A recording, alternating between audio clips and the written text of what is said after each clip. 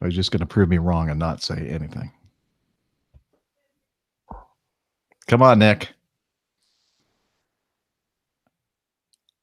Okay, I know that you're not muted.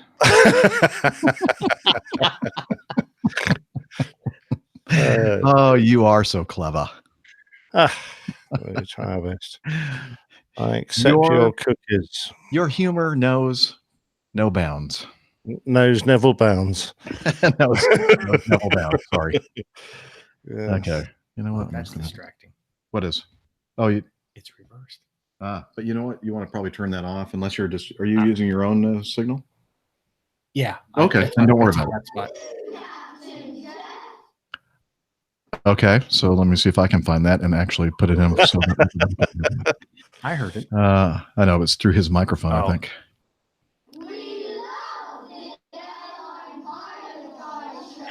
Well, ooh, cute. I love that. That's okay. Cute. Here, let me. The new intro. Okay, I got to do it over here though, so people can hear it on the chat room. In the chat room. Okay. We love the Airline Pilot Guy Show. Who doesn't? Wait a minute. This is a better one, I think. We love you, Captain Jeff. Oh, I thank you. Yes. Oh, shoot, that's for you too, isn't it? Yeah, damn. I love that. Oh, they were super kids. Only youngsters, but and only half of them wanted to become pilots. Because I said, all right, hands up, everyone wants to become a pilot. And like 3 put their hands up, and I went, really? And then some more put their hands up, and the rest just went, nah. I don't think so. I'm going to be a lawyer. Do something important in my life. Be a captain of industry. Yeah. Not a captain of an airplane. No. Are you trying to figure out how to do the does anybody know how to do iPad like just the chat room? No, I don't. I have tried and I've never managed to achieve it. I can't. Maybe there is no way to do it. Yeah, I don't think there is. Someone in the chat room may know. I don't know how to do it. No, I don't want to keep that. Okay, so let's go back here to this. And then back here to this. Well, anyway, everybody in the chat room, I think you're probably aware through the messaging that we're waiting for Dr. Steph. She's caught in demolition derby traffic. Absolutely. But actually, it's a good job she's in a Jeep because they're disposable. She can just go out and get another one.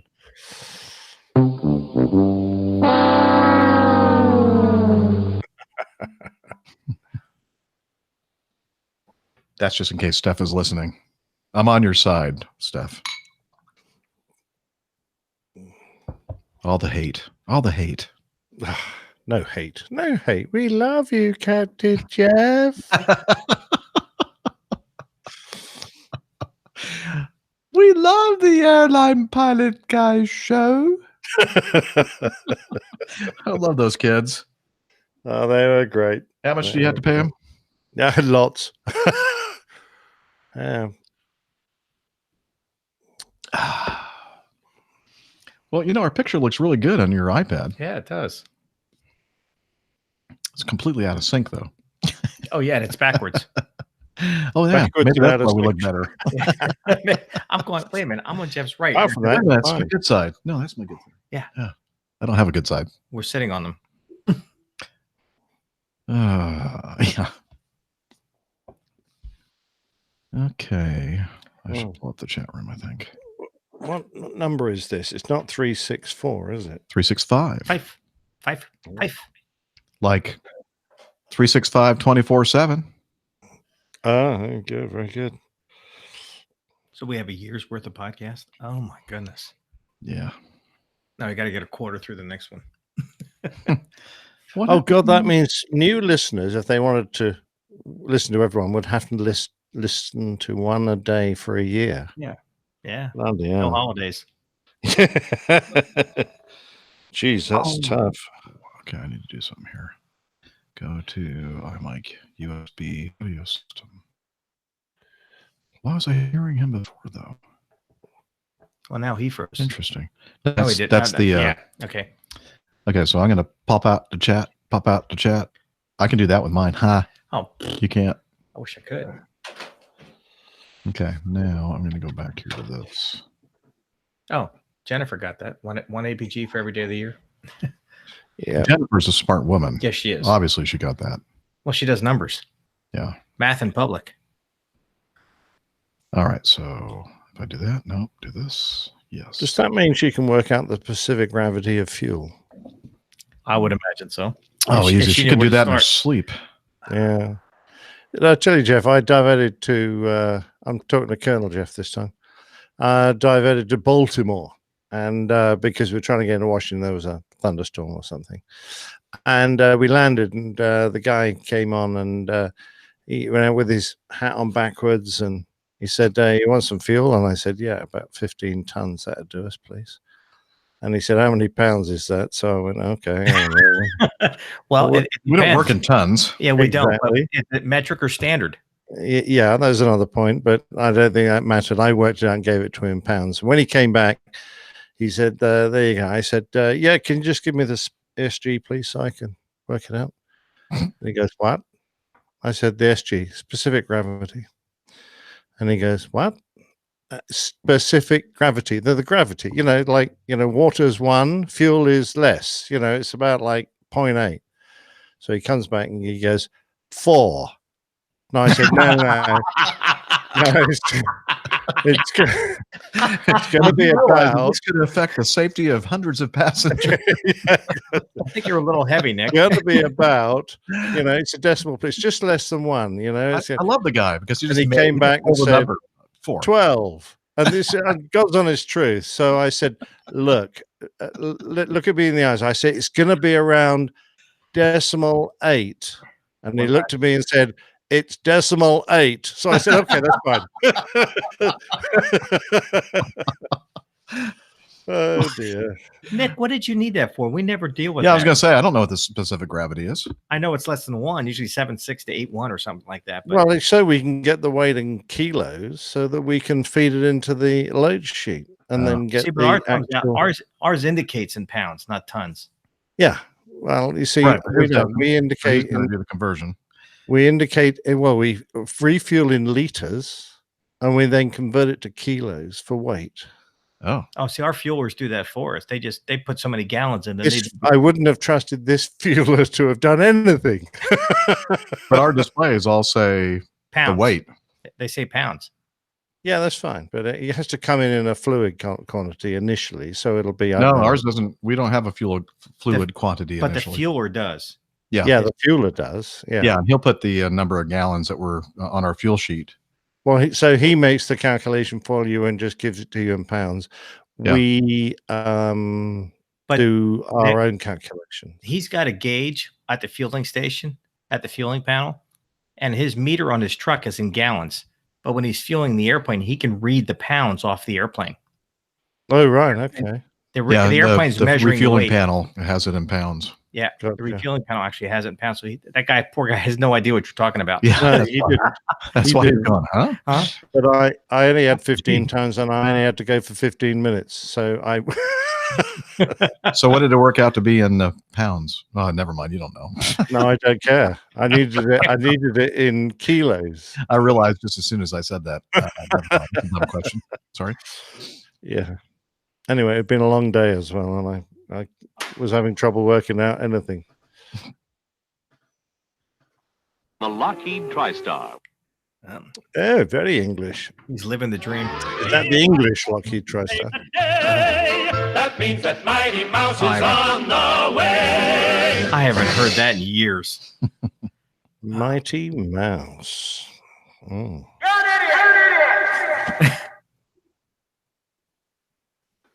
What did she just say? She said, "You guys can get started. I'll I be put there." this too close to Jeff. Dang I it. couldn't resist. I had to have that one. Just don't push that one. Yeah. I'm not. No. It's not talking about a rooster. Nope. Okay. I'm sorry. What did she say? She said, Never mind. I'm reading. You guys get started. I will be there eventually. Yep. No, Steph. Should we get started then? Oh, why not? We got 27 people in the chat room. So how Patiently long? waiting. Okay, Steph, if you're hearing my voice, how long will it be before you are arriving? That was I know. I had question. to keep going. That's what she said. Probably. Not sure what she's answering. Oh, you guys, I'll be there eventually. Probably 25 minutes. Ah, Well, I guess we better start then. All right. Do you have another? Oh, I got some. Never mind. I have 2 more, but they're different kinds. Okay. I got 3 different kinds of each. All right. Are you guys getting more beer? Because I'm going to get No, another beer. I took care of it. I'll get it up and get it if he needs more. Can you get me one? Sure. It'll be about 6 weeks. Got some slow boat via China. Okay. And it won't be a harps. Well, Why is this thing going? You hear this thing? It's going nuts. Is that the fan? Yeah. can't hear a thing. But then again, my hearing's never been I very didn't hear it good. until I took my earplug out. Wow. Google Chrome was like 165%. That's not good. Oh, now I hear it. Even with the headphones. See, I never hear that on this machine. I don't know what's going on.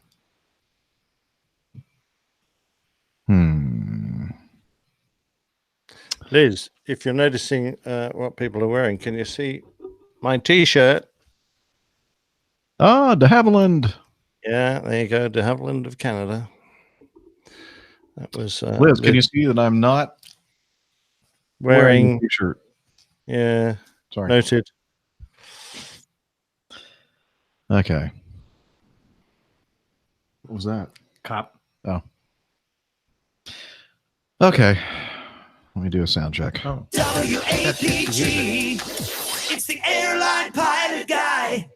What did she hear? I don't know. She says, I hear it. That's all I see over there. Oh, you hear the fan noise from my MacBook?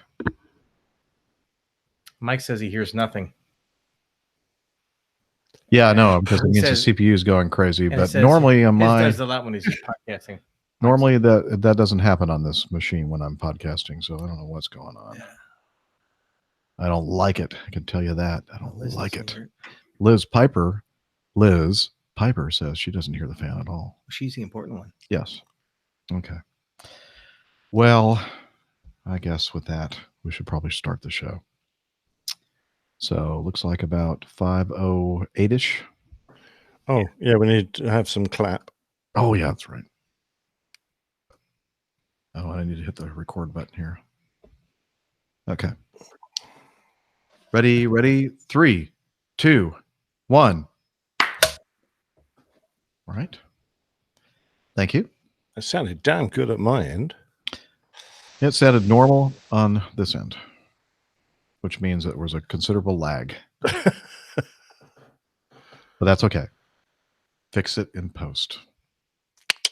That's weird. I keep looking at myself in the mirror, but I should be looking at this camera right there.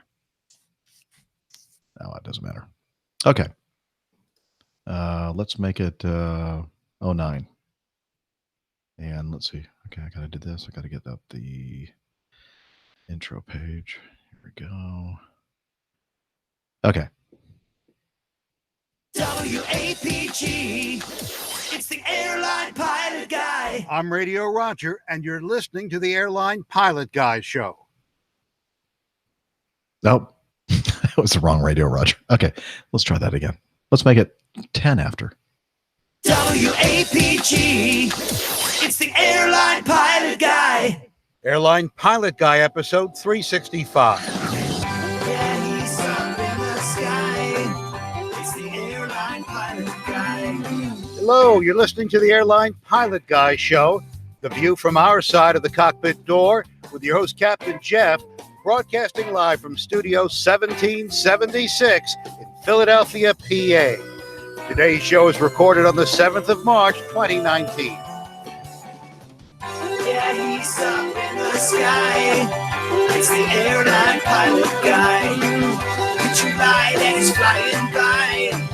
With the airline pilot guy. In today's episode, the National Transportation Safety Board recovers the cockpit flight recorder from an air freight jet which crashed in Texas, killing 3 people. And an airline passenger tries to bring a rocket grenade launcher on board a flight in his checked baggage.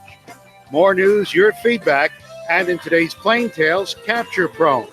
So get all settled in, tray tables and seat backs in the upright and locked positions, electronic devices powered on. I'm Radio Roger. Flight 365 is ready for pushback.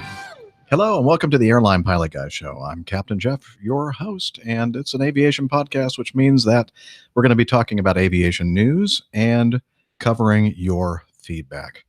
And joining me from his studio in the English countryside, professional photographer, former RAF, RAAF fighter pilot, current captain for an international airline based in London, it's Captain Nick.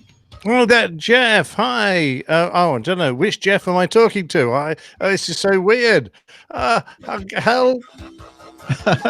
You spoiled it. Yeah. Okay.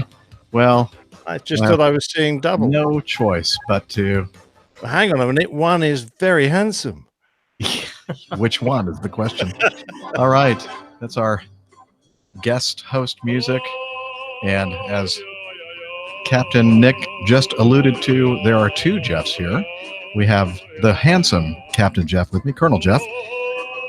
He is a former U.S. Air Force F-15 Eagle driver and current captain for a major U.S. legacy carrier as well. And well, thanks for having me, Jeff. Good to see that you're in town. Got together, had a nice lunch, and glad to be here for the show. yeah, I'm glad that you're here too. All right, we're going to turn that off. And, oh, I didn't realize that was going to be so abrupt. Okay. Oh, well, fix it in post. Yeah. More Yeah. So, normally this is where we'd be, of course, we'd already have introduced Dr. Steph, but she is stuck in Charlotte traffic, making her way home to her home studio. She'll be joining us just as soon as she can once she arrives at her lakeside cottage recording studio. What is this? Evernote cannot be opened during installation. I do not want to. Too late, I feel. Yeah. Anyway, we look forward to Dr. Steph joining us soon. And in the meantime, we're Definitely going to need HR today. Yeah. So, hey, you've been on the show before, Colonel Jeff, but for those who are new to the show and are wondering who this good-looking, handsome Captain Jeff is, tell us about yourself. Well, as Jeff mentioned before, I served in the Air Force flying primarily F-15s. I did the air-to-air and the air-to-ground version. Did 22 years, retired, got hired by a major shortly thereafter. I'll call them Ajax. It's an Acme competitor. We are not based in Atlanta. We're based in Dallas. You can figure that out. And I've discovered Jeff at podcast number 1 when it was Catholic Pilot, and I've been listening ever since. Love the show, love providing feedback, and happy to join when I can, when I get invited like this. Jeff just happened to be in town. I live in the Philadelphia area, and it's always great to be here. I've made a lot of friends through the community, learned a lot, provided a lot of feedback to the podcast, and just great being here. This is like ground zero APG community member right here. Number 1, seniority number 1. Yeah, we were discussing this at lunch. I actually had to wait for the second one to come out. He listened to my very first podcast ever. So that's cool. Yeah. Jeff's a good friend of mine. And they were only 20 minutes long. Yeah, well, let's not talk about that. So anyway, That wouldn't even cover the intro. I know. Yeah. We'd still be playing the intro music, I think. What intro music? There wasn't any in those days.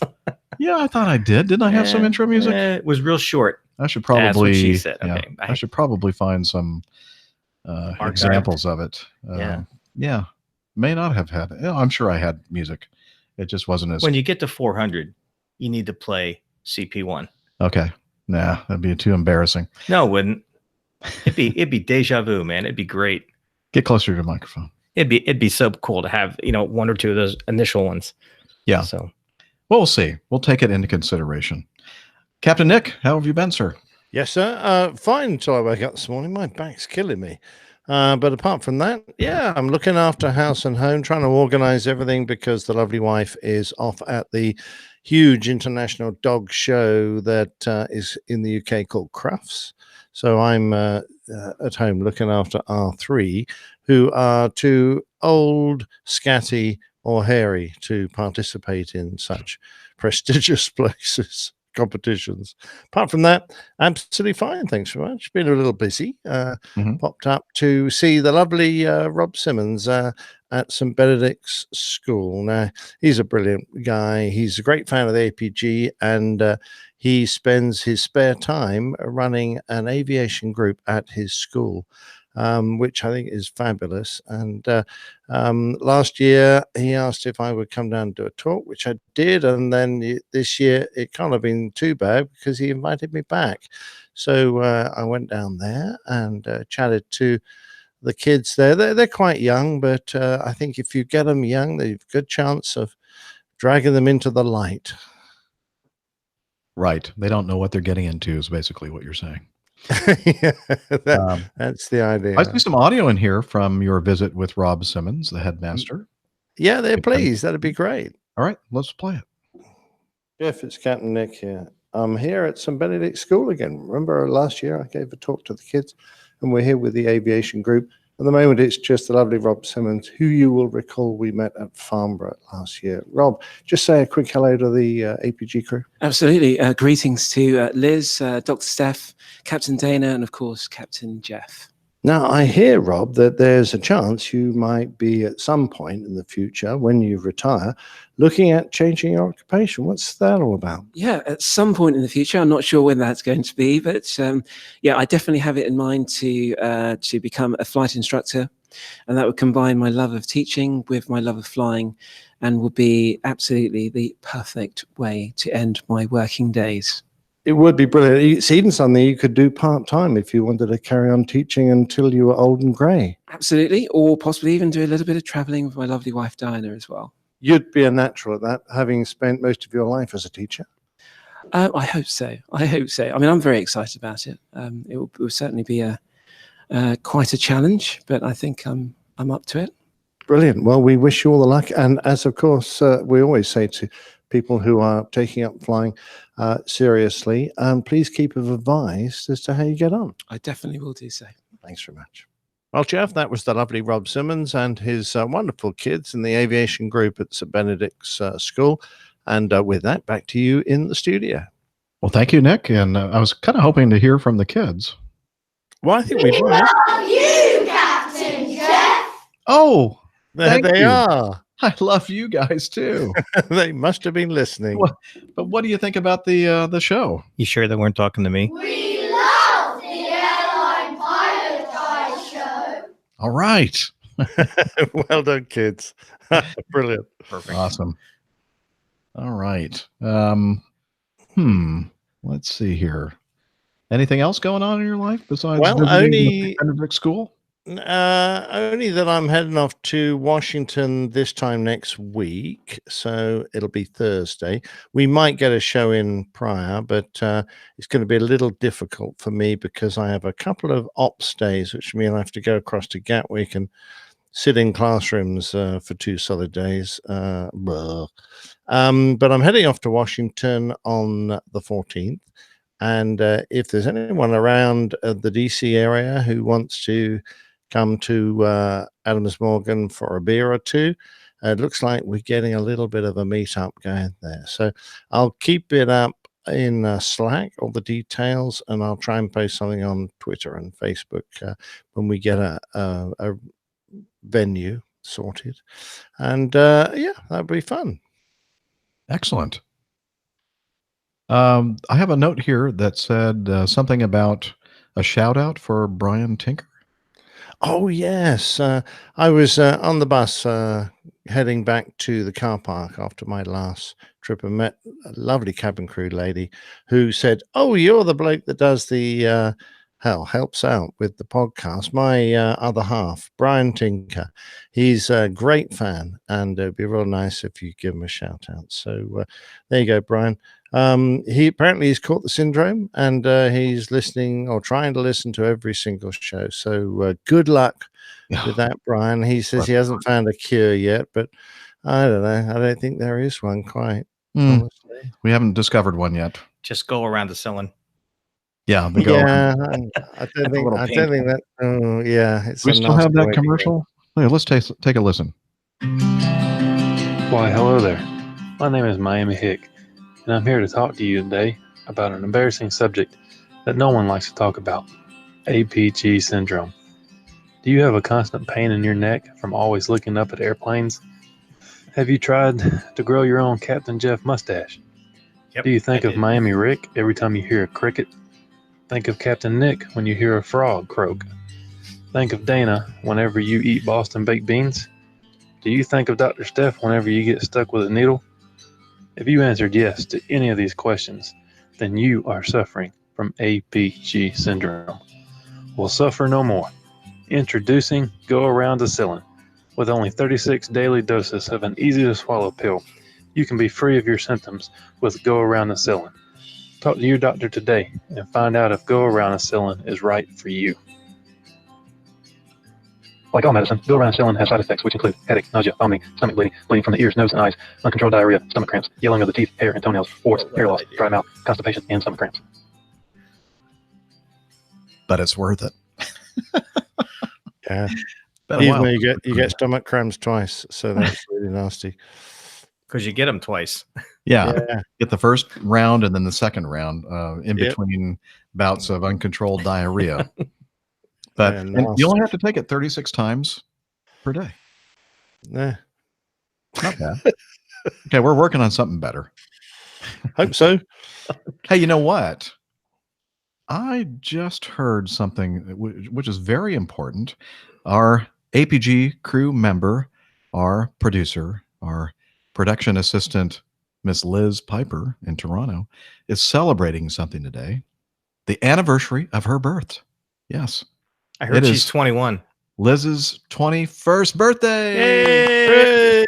Everybody saying happy birthday. Happy birthday to you. Happy birthday to you. Happy birthday, dear Liz. Happy birthday to you. Happy birthday to you. Happy birthday to you. Happy birthday, happy birthday, happy birthday to you. Okay, where did that come from? Really? That was my Siri thing, not Siri. What is it called? We're sitting here going, how did Liz get on the Hangout? It did sound like Liz. It did. And then I'm thinking, well, maybe that's Jilly. And then I went to the screen and I'm I going, thought, can't be Jilly. She's not she's there. not there. That is crazy. Did it just kind of start doing it on its own? And we know Steph can't sing. That's my secret. I have good mental connection with my Amazon device. So. Wow. And that was it in the same key that we were singing to? Pretty much. Well, there you go. It's amazing, close. isn't it? Oh, very cool. Well, happy birthday, Liz. Happy birthday, Liz. Yes. And let's see. And it's also Jordan Baus's birthday. Oh. Jordan, I think. Didn't you say? Somebody said Jordan Yeah, I think Baus? it was Jordan. And then Tom Dugan, the dispatcher at Acme, tomorrow is his birthday. And anybody else have birthdays around? A lot of people have birthdays around this time of year, apparently. Okay. Yeah, Steph says she didn't have to sing. But you know what? Steph can sing. She's a liar. She can sing. I've heard her. Okay. So wanted to make sure we acknowledged this special day for Liz. And what better way to celebrate your birthday than to be here with the APG community, right? Really? Yeah. And she got to hear happy birthday without the lag. Yeah, that's true. Okay, let's see. Let me go back here to the intro page and see what else we want to talk about. Of course, when Steph joins us, she'll be able to. There are a lot of things that Steph needs to talk to us about because she's been going around the world. Yeah. I got one more thing I can talk about while you're doing that. So okay. Nick's rapidly counting down his falling from the skies here in a few months. I'm not that far behind him. I have how many days do I have left? Oh, you have that app too? I have 547, and I had the wonderful opportunity of going down for my last simulator check last month, and I have one more time in the sim sometime this winter. And it was nice because it was my last check ride in the simulator, and it was my co-pilot's first. Oh, you're joking. Wow. So we had the wow. extremes. So had a good time. Wow. He did very well. Oh. 1,753 days for me. Yeah, you catch up, Jeff. Seems like that was what it said last time I looked. It did. Might be well. Love it. Speaking of countdown calendars, I saw this in Slack. Let's see who put that in there. Pull up Slack. Yeah. I think I have it somewhere too. Slack, and yes, his name is Miklos or Miklos, Miklos. He says, in case you're also eagerly awaiting Oshkosh 2019, I've set up a simple little website a few years ago to count down to it. I always keep it open in a tab to cheer me up when I have a hard day. And right there, Colonel Jeff is displaying the website, the EAA Air Venture Oshkosh 2019. I'm reading it through the mirror because it's backwards. 136 days, 13 hours, 33 minutes, 31 seconds. I'll put a link in the show notes to the actual calendar, which is actually pretty easy. It's OshkoshCountdown.com. And I know a lot of you in the chat room want to have this displayed on your computer or your phone device or whatever. Again, that's OshkoshCountdown.com. So thank you. Brilliant. Miklos. Sounds Greek to me. Literally. All right. And what else? Oh, you were talking about a possible meetup in Washington, Nick, next week on the 14th. We're not sure when we're going to record next week. But I have had a couple of folks in the Indianapolis area contact me and say, hey, we need to have a meetup while you're here in Indianapolis, which will be Thursday the 14th next week. And so we're planning on doing something then. And we'll put something in Slack to kind of let you know where we're going to be and what time and that kind of thing. But it will probably be something like 5 to 8 o'clock-ish. And it's probably something near my hotel downtown. And I also said to the folks that are interested in the meetup, if we happen to be recording that day, maybe they can be part of the live audience. So we'll see how that works. What time are you getting into Washington on Thursday, Nick? I normally land at about 3:30 and half an hour to get through the airport and 50 minutes to get to the hotel. So that's 3:30, 4:50. So I normally say I'd meet people around 5 o'clock or just after. Yeah.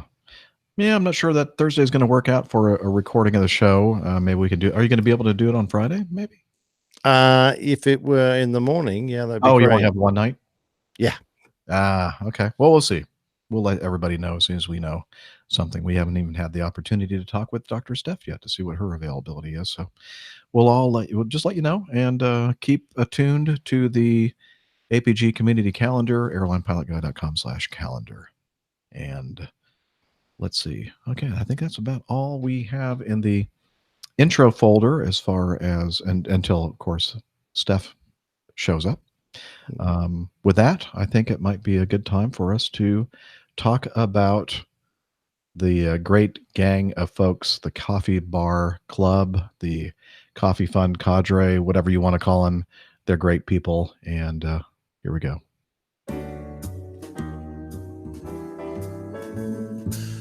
Johnny, how much more coffee? No thanks. I love coffee. I love tea. I love the APG community. Coffee and tea and the Java and me. A cup, a cup, a cup, a cup, a cup. Yeah, it's a Coffee Fund and the Java Jive by the Jeff Smith. And that's your way to support the show financially. As I've said before, have you noticed all the commercials we have on this podcast? Oh, dozens. Yeah, none. Because we're supported by you and your generous donations. So if you want to help us out, head over to airlinepilotguy.com/coffee. And since the last episode, using the Classic Fund, we have Randolph Ackerman. Thank you, Randolph, for donating via the Coffee Fund Classic method. And we have a new producer. Colin Colburn is a new producer on Patreon. He's a patron of the show via patreon.com. And a new executive producer, Murph. That's it, just Murph. So thank you, sir, for, well, I'm assuming it's a sir. Could be a female name too, I guess. Thank you, whoever you are, Murph, for joining the Coffee Fund cadre. You too, Colin. So, hey, if you want to join the gang, head over to airlinepilotguy.com/coffee. You'll be glad you did, and we will too. And the cappuccino he got me for lunch was wonderful. There you go. We actually spent the money on coffee. Yeah. All right. And with that, it's time now for the news. Stand by for news.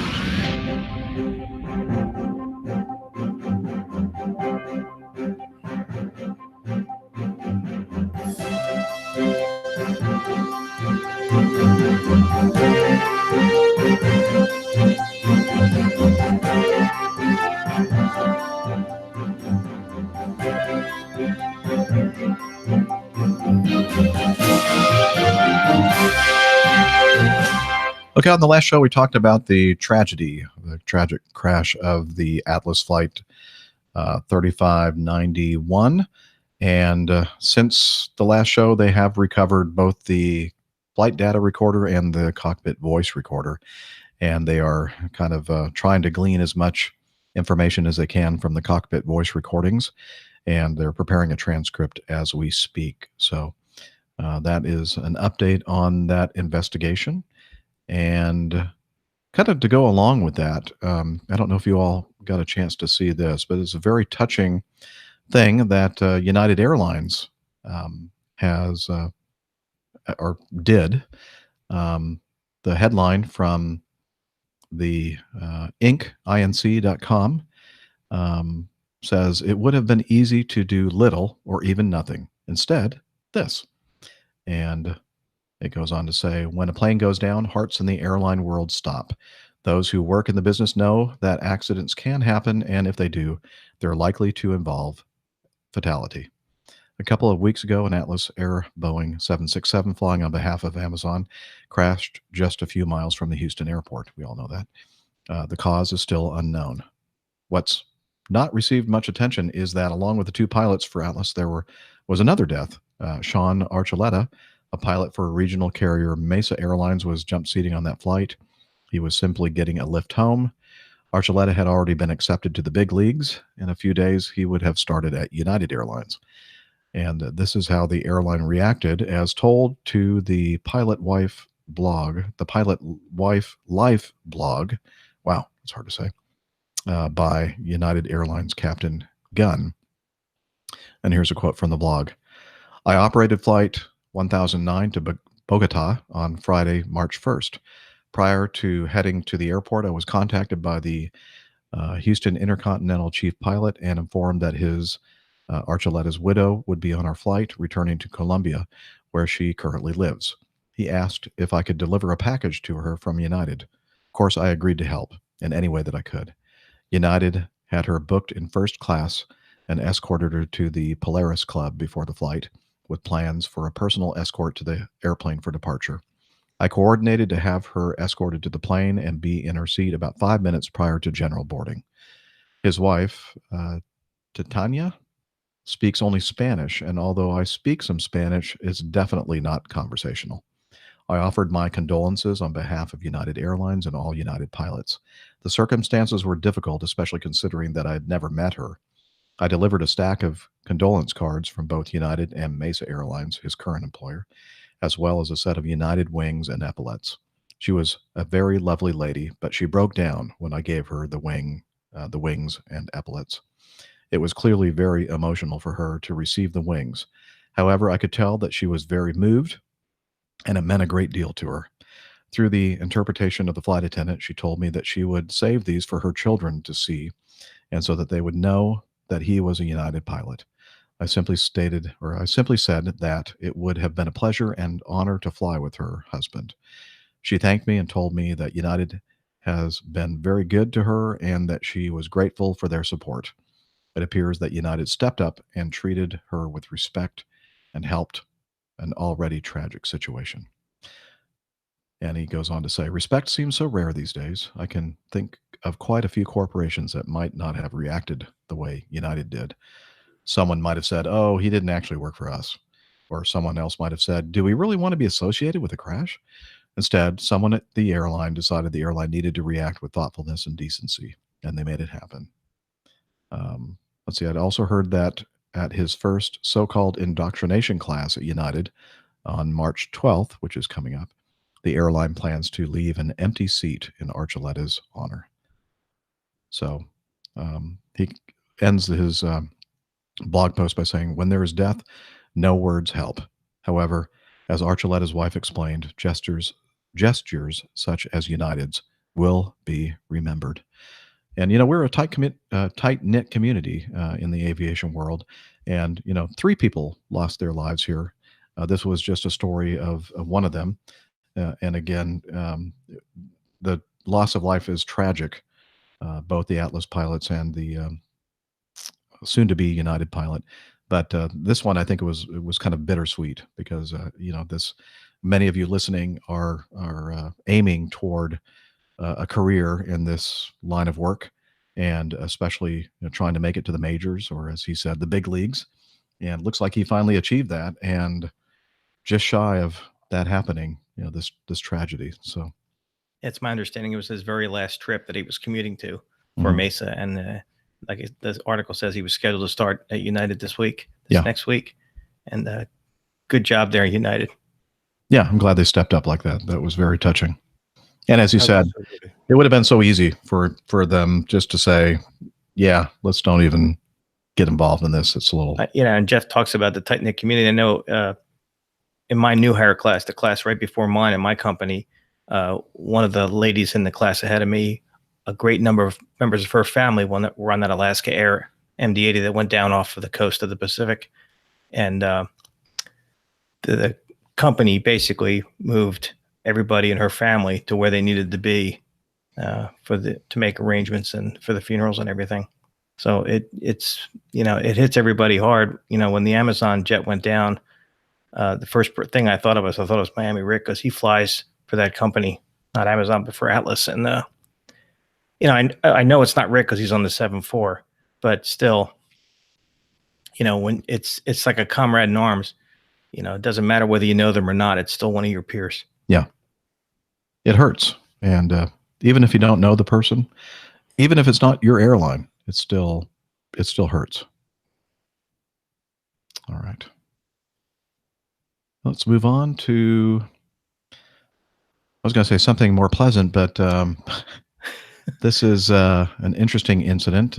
We still really haven't learned exactly what happened. But I know the cause of this accident. Okay, what? Micah was greasing the runway. Micah has something to do with this. Yeah, that's right. It happened in Maine.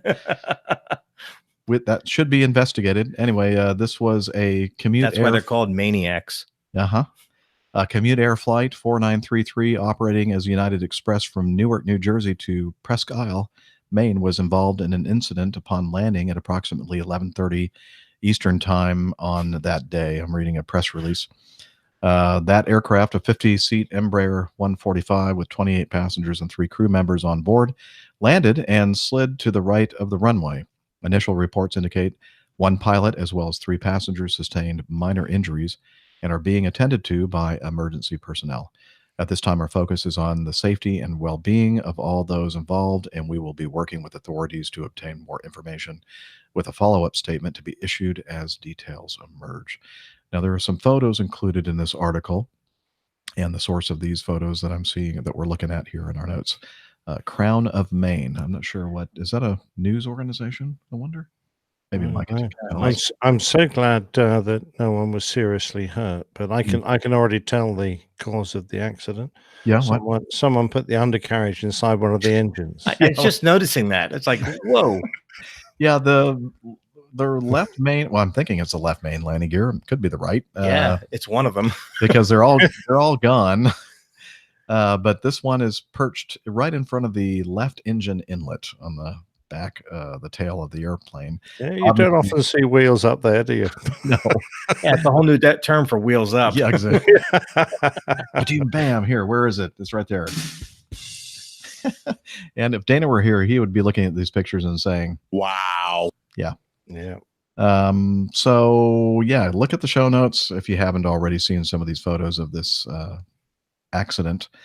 And I checked before the show. I didn't see any updates on exactly what happened here. Apparently they made an approach to the, they were experiencing some adverse weather, a lot of snow and low visibilities.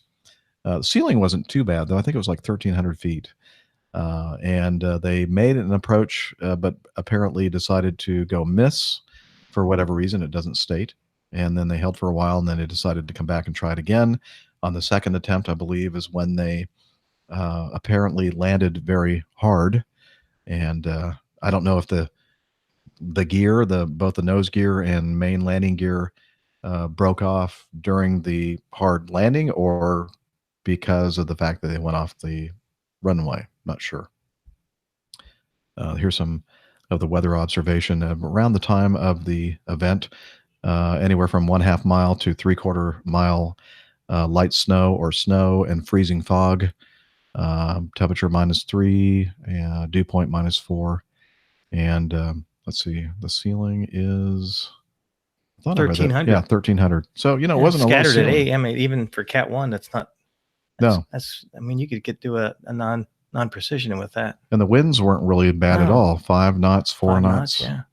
So The biggest hazard I see is the freezing snow and the freezing fog. yeah. I don't know what happened there. Hopefully we'll learn something. The glide path was out of service. Oh, okay. they're So they were doing having to do they're a doing non-precision approach. yeah. I haven't looked at the airport diagram to see if they had any kind of visual approach slope indicator or precision approach path indicator, both visual aids to determine the glide slope. But I would imagine this airplane probably has, wouldn't you think they have some kind of a VNAV system? Maybe not on a 145. I don't know. I'm not familiar with the type, so I've never flown it. I know they can't do 2s and 3s, but I think they can do VNAVs of some sort. I mean, even if you have the RNAV capability, you'll have like an RNAV or vertical path indicator to kind of give you I call it like a virtual glide path, which would help for situational awareness. But Call Dana in Hawaii. Yeah. Why would Dana know? I don't think Dana ever flew the 145. Oh, did he? I don't think so. Maybe he did. Do you know, Nick? No. Maybe he did. I was just noting that Okay. they didn't really need slides on this airplane, did they? They could just walk out. Just kind of step out. Depends how deep the snow was. Well, the firemen don't seem to be struggling. No. Yeah, they didn't need to use slides for sure. Well, we'll be keeping our eyes and ears open for updates on that. And in the meantime, we're going to talk about Sean. No, Sean, one of our listeners, sent this news article in for us. He says the TSA momentarily suspends their war against water and stops a man with a replica rocket launcher in his luggage. And so he has a link to this article from the transportation. No, this is from another news item. Holy cow. Yeah, so this is what, we have a picture of the item that he put in his checked baggage. This is from foxnews.com. A Florida man was caught at Pennsylvania's Lehigh Valley International Airport on Monday trying to bring a military-grade rocket-propelled grenade launcher onto a flight in his checked luggage. This is one way to get yourself launched out of the airport. Brilliant. And let's see. The TSA said checked the bag after it triggered an alarm and discovered the unassembled parts of the weapon: barrel, trigger, sights, grenade. A press release reported. And the St. Augustine, Florida resident was detained by police for questioning. However, officers quickly found that the grenade launcher was not a functioning weapon, but a replica. The man reportedly told officials he thought he could bring the item if it was in a checked bag. Though the TSA website says realistic replicas of firearms may be permitted in checked bags, no weapons of military nature are permitted to be brought onto airplanes in either checked or carry-on luggage, a representative for TSA said in the press release. For those not watching the video, if you know what an RPG, rocket propelled grenade is, that's exactly what it looks like. It's a mock-up of an RPG, which is an anti-tank weapon.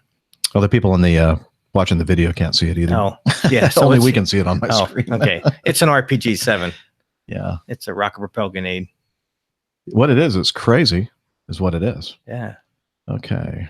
And, whoa. Do you hear that? Ooh. I hear special music. Yeah. Well, looks like joining us from her lakeside recording studio. No, that's her. I know. Okay. Let me get here to my intro. I'm so smooth. You don't have this memorized I at should. this point? I No. don't either. It's okay. Thank God HR is here. Doctor, skydiver, marathon runner, strength training junkie, IPA connoisseur, and commercial multi-engine instrument rated pilot, Dr. Steph. Whew. Hey, I made it finally. Yay. Good to see you guys. In Sorry one for piece. the delay. Hi, Steph. Hi, Welcome Nick. home. Hi, Jeff. And Jeff. And Jeff. Hi, Steph. Jeff. Felt like an echo. Yeah. Sorry. you been? Sorry for. Good. Tired. We missed you last week. I know. Yeah. I don't How are even the know what toes? day. Oh, toes are fine. Okay. No problem with the toes. I still have one toe recovering from the New York City Marathon. Ouch. That was in November. Ooh. Yeah. And you've run Well, how when they many- fall off, they take a really long time to grow back. Oh. But Okay. they all survived intact this round. So Well, tell us about No your experience rules. over there in Tokyo. yeah, so I think everyone listening probably knows, unless this is your first time listening to the show, that I was in Tokyo last week. I ran the Tokyo Marathon, which is one of the 6 world marathon majors. There's a series run by Abbott, and that's one of them. This was number 5 for me. So I'm just lacking London at this point. And then I'll be a 6-star finisher is what they call it. Ooh. So yeah, went over on, oh my gosh, what day is it? What day was it? I think Tuesday. Well, I left Charlotte on Tuesday, but I spent the night in Los Angeles Oh. because that was just easier with flight times and breaking up the trip just a little bit and making sure I got enough sleep going into a marathon, and also cost. It's a heck of a lot cheaper to fly to Japan from the West Coast than it is from the East Coast, even after you factor in another flight across the country and a hotel stay. Go figure. So anyway, did that, met up with, I basically left right after work on Tuesday. In fact, I was pulled my patented pull up to the gate right as my boarding group is being called, walk right on the plane. Jump out of the Jeep and just let it just kept on going. Yeah, exactly. Gas, had keys, and Yeah. I think it's this time. Yeah, I had my keys, had my wallet. That was what I was missing the whole time before. Yes, had all of those things, fortunately. Forgot to pick up my dry cleaning. I kept getting these phone calls from a Charlotte number while I was in Tokyo that I wasn't answering. I was like, who is calling me? And then it dawned on me on the way home. I was like, oh, I never picked up my dry cleaning before I left. I bet that's who was calling me. Sure enough. Anyway. Well, I thought it was so urgent for you to pick up. Well, they know, I mean, I'm there pretty much every week and they know I come like on time. I'm sure they were trying You're to. being stalked by your dry cleaner. I know. Nice group of people. I'm sure it was just genuine concern. Sure. I'm sure. They all think they're nice people. Yeah. We I think will say this about plug for my dry cleaners. If you live in the Charlotte area and want to know who they are, they remember me. They remember me by name. They know. Yeah, they're great. They're wonderful. The little touches on service, right? So anyway, got to LA. Met up with everyone that I was traveling with in LA. I thought I was going to be the last person to get there. Turns out I was earlier than I thought because I had a stopover in Las Vegas on my way to LA. Got off the plane, walked over to the gate for my LA flight, and they were boarding the previous LA flight. And I said, do you have any more seats on this plane so I don't have to wait here for 2 hours? And they said, yeah, you get a choice. Middle, or window. And I went, window for the win, all the way in the back. That's fine. Did you have a first class on the next one? No, those were both just regular economy okay. fares. So windows for the win. Oh yeah. Well, there was one of the middle seats was a what's it called? Premium economy or whatever, or more Extra Leg room. room, extra leg room. extra leg room or something. But it was in the, I don't know, it's a bulkhead in the middle. I'm not really interested in that. So got in almost 2 hours earlier than I had planned to LA, which was nice. Meanwhile, my friend Karen, who I do all the running with, missed her connection in Atlanta and had to go on a later flight. So she was an hour later than she planned getting in. But just kind of what happens sometimes. So she got to LA finally. Both of my brothers were there. My dad was there. And we all boarded the same flight the next day to go to Tokyo. So we left at 10:30 in the morning on Wednesday and arrived at 3:30 in the afternoon on Thursday. Because what is my computer doing? Sorry, it just decided to open some random PDF with a big blank screen all the way across my screen. Anyway. I did that. You did that? Thanks. Thought you might want to see that. Yeah. No? But I did have a business class seat on the way to Tokyo, so that was very nice. Actually, my goal was to not sleep at all. I was trying to figure out how to beat jet lag leading into the marathon. So I arrived, we ate dinner. Well, we got to the hotel, which was a couple train rides, and it was pouring rain. So then we had to make a stop in a store because none of us managed to bring umbrellas. It was really raining pretty hard. So bought umbrellas, then walked the rest of the way to the hotel, got checked in, and then took my family over to their hotel, which was around the corner, checked them in, went out to dinner. And by that time I was like, all right, time to go to sleep. So about 8 o'clock at night, went to sleep, got up the next morning on Friday at 7:30 in the morning and was just good to go right on Tokyo time. So, trying to think what happened on Friday then. We ended up going over, you have to go to the expo usually to pick up your packet of stuff for a race. So you have a bib number and like t-shirts, and you can do a lot of shopping usually. So we did that. Fortunately, it stopped raining kind of early in the day, so it wasn't completely flooded like it was for the people who went on Thursday, because Tokyo is hosting the Olympics in 2020. So their main convention center is undergoing major renovations and construction, and that's usually where they have the expo. So this year they had it outside in a bunch of tents. Uh-oh. Yeah. So, it is winter. I'm not sure whose idea. Winter there. Yeah, they do have. It was cold. It was cold. I mean, it was in the 40s Fahrenheit. Oh, that is Celsius. You do the math. But five. Yeah, about 5. Well, somewhere between 5 and 10 the whole time I was there, I'd probably say, Celsius wise. And what after that? So yeah, we did that all day on Friday. Something I did the last time I was in Tokyo, I took my family and everyone out to the robot restaurant, which is just a kind of cheesy touristy thing to do in Tokyo. It's not a restaurant. There's kind of robots, but it's just the weirdest show you'll ever see in your life. It's very quirky. And I don't know, it's a good time. So we did that on Friday night.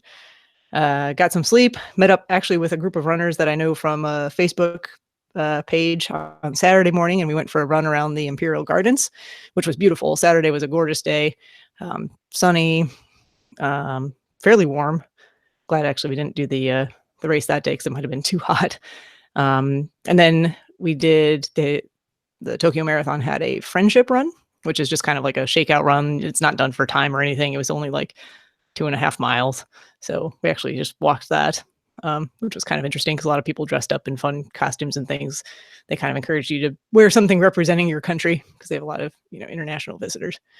And then, so were you the Statue of Liberty? No, but I did. Actually, funny enough, the place where they had the friendship run, there is a scale model, well, fairly large Statue of Liberty right there on the water. I have pictures of it. I'll have to post. Maybe they stole it from Vegas. I think it was actually a gift from the French. Those French giving statues of liberty to everybody. Yeah, apparently. I don't know. I'll have to go back and read the sign that I took a picture of. Ours is bigger. Yeah, ours is bigger. Yeah, it's true. And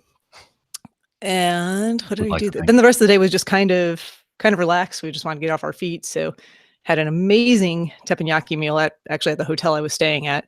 Some Kobe beef, and it was really good. I missed that. Really good. And went to bed early. Woke up on Sunday and it was raining, cold, windy.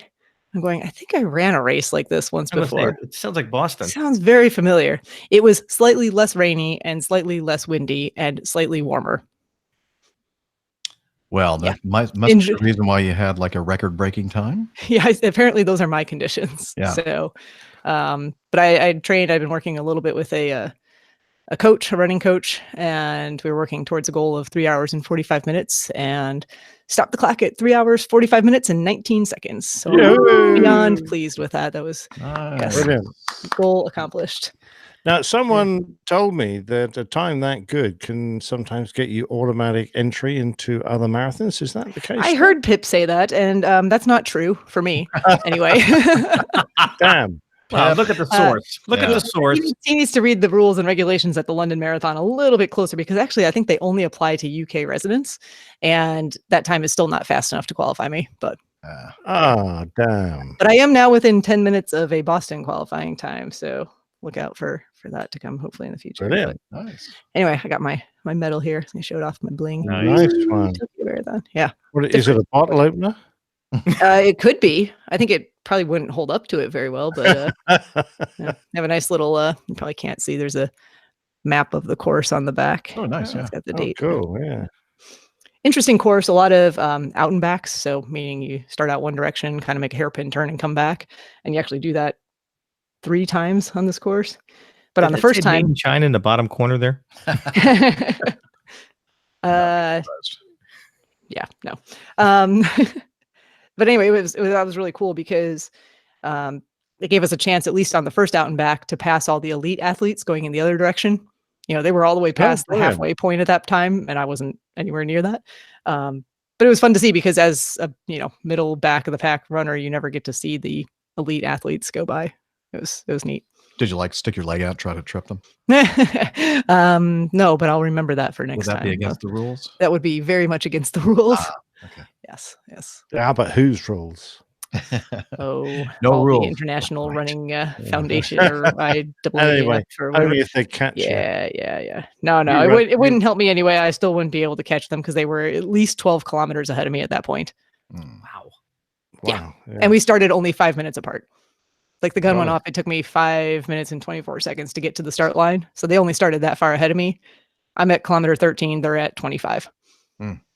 My chances, it's crazy fast. So, and then I had another day and a half just to do some sightseeing around. Monday was rainy again, but we made the best of it. We did some shopping for kitchenware, which not going to go into all the details on that, but there is a story behind that. And did the Tokyo Sky Tree, which was interesting even in the clouds. And the next day when it was sunny again, we did the observatory at the Metropolitan Government Building. So I had a nice view of the city that day. And then I flew home. And my strategy for combating jet lag on the way back did not work nearly as well as it did on the way there. Oh, dear. Yeah, coming back for me was always the hard part. I thought I had it figured out. I was like, all right, I'm going to sleep on the first flight, and then I'm going to stay awake for the transcontinental stuff. That's 2 flights. And then when I get home, it'll just be time to go to bed again. Nope. Wide awake all night long. So I kind of just struggled through work yesterday, and I still have stuff to catch up on. If I had realized it was going to be that difficult for me to fall asleep, I would have, but I only had about 5 hours to sleep. Oh, not enough time. Not enough time for Ambien. I had something else I could have taken, but by the time I realized I needed to take that too, it was too late again. So, oh well. Hey, well, did you see anybody from the APG community over there? I did. Good segue there. What night was that? I don't even remember. That was Monday night. Yes, Monday night after the marathon. Some of you may remember Timo, who listens. He's actually German, but lives in Tokyo, working on his PhD there in. I'm probably going to get the actual field wrong, but basically it's in aerospace and aviation engineering type stuff. Really cool, interesting stuff that he does. I can't remember if he mentions it in the audio that I recorded or not, but he suggested a place for us to meet up and have a couple of beers and chat for a little while. So that was really great. And I think we have some audio. We do. Let's play it right now. Hey, Captain Jeff. This is Dr. Steph on location live here in Tokyo, Japan. And we are doing a quick meetup here with Timo. And I'm going to turn it over to him so he can tell us a little bit about who he is and why he's here and where we are today. So take it away, Timo. Konbanwa, good night and guten Abend, Captain Jeff, Captain Nick, Captain Dana, and the entire APG crew. Yeah, we're here at the Far East Brewing Company, and we had some nice craft beer, some Japanese food, and I think next on we're gonna get some sushi. And I think this is the first Japanese APG meetup, if I'm correct, right? I think you are correct. I don't think there has been a Japan meetup before this. I don't think so either. And well, actually, we're the last people around. The stores are already closing down, but I think we've been the best customers today. Well, there's no, yep, definitely. And maybe a round of applause, everybody. Listen to all those people at the Japanese meetup here in Tokyo. Exactly. Never mind that half of them are my family. It's okay. That doesn't matter. That doesn't matter. So you have a huge community in Japan too, obviously. Oh, but I can just invite everybody of you. If you ever come to Japan, then we can go here or any other place. You'd be my guest. Looking forward to another nice episode. Yeah. So I should mention we're at the Far East Brewing Company, and it has been lovely. We've had a couple of nice IPAs and other interesting local beers, and Bao. Did I say that right? Yes, Bao. Exactly. Exactly. Yes. So good food to go along with it, and even better company as always. It's been amazing. Exactly. Good. And with that, I would say have a very nice episode. And as I always say, sayonara, tschüss, and bye-bye. Your Timo. And I'll go with cheers, y'all. Back to you in the studio, Jeff. Timo, tschüss. I love it. A Japanese meetup where it's a German accent and an American accent. Okay. His Japanese was fantastic, though. It made for living there would have to be. Yeah, wonderful. So I think he said he's been there 6 years now. Yeah. Wow. Yeah, it's been a while. Hey, Timo, I know you heard me say before, thanking you for the wonderful beer and matcha green tea. Oh, the matcha green tea Kit Kats. Kit Kats. Oh, yes. So good. And you know what? We actually had some of those in Miami. Chad brought some. I guess he knows of an Asian place there in the Miami area, and Captain Nick and Dana and Liv absolutely try the Kit Kat, the green tea matcha Kit Kats. I came home with a backpack full of a variety of flavors of Kit Kats because that's a thing in Japan. I have love it. Thank you. Well, Steph. I have some of them were I might have some left still. I have sweet potato, purple sweet potato Kit Kat. I don't even remember what else. Just some crazy stuff. Some stuff that I can't even pronounce. Do you have my ho hops beer stuff? Really? Your Happy Holidays? That's it. Happy Holidays. It was an H. Close. Yes, I still have two of those. Yes.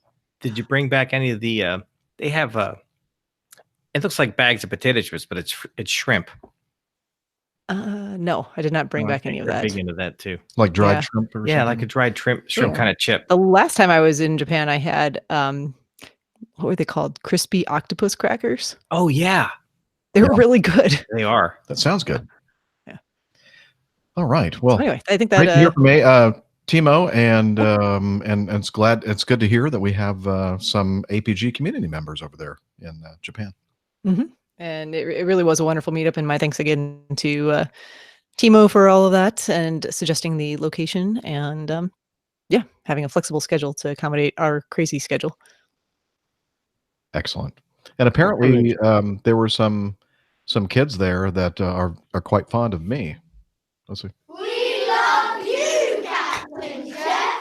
Oh, Nick, man. What have you done? I don't know. I don't know. We won't hear the end of that one for a while. Yeah. That's going to be on every episode at least once for the next year. At least. Oh, man. So. But we all know they're talking about the handsome Captain Jeff. Yeah. Yeah, that's right. He's Captain Jeff, too. Hey, so you're really excited about being back and back to work then, huh? I love work. No sarcasm. One You know small what? feeling. I don't know.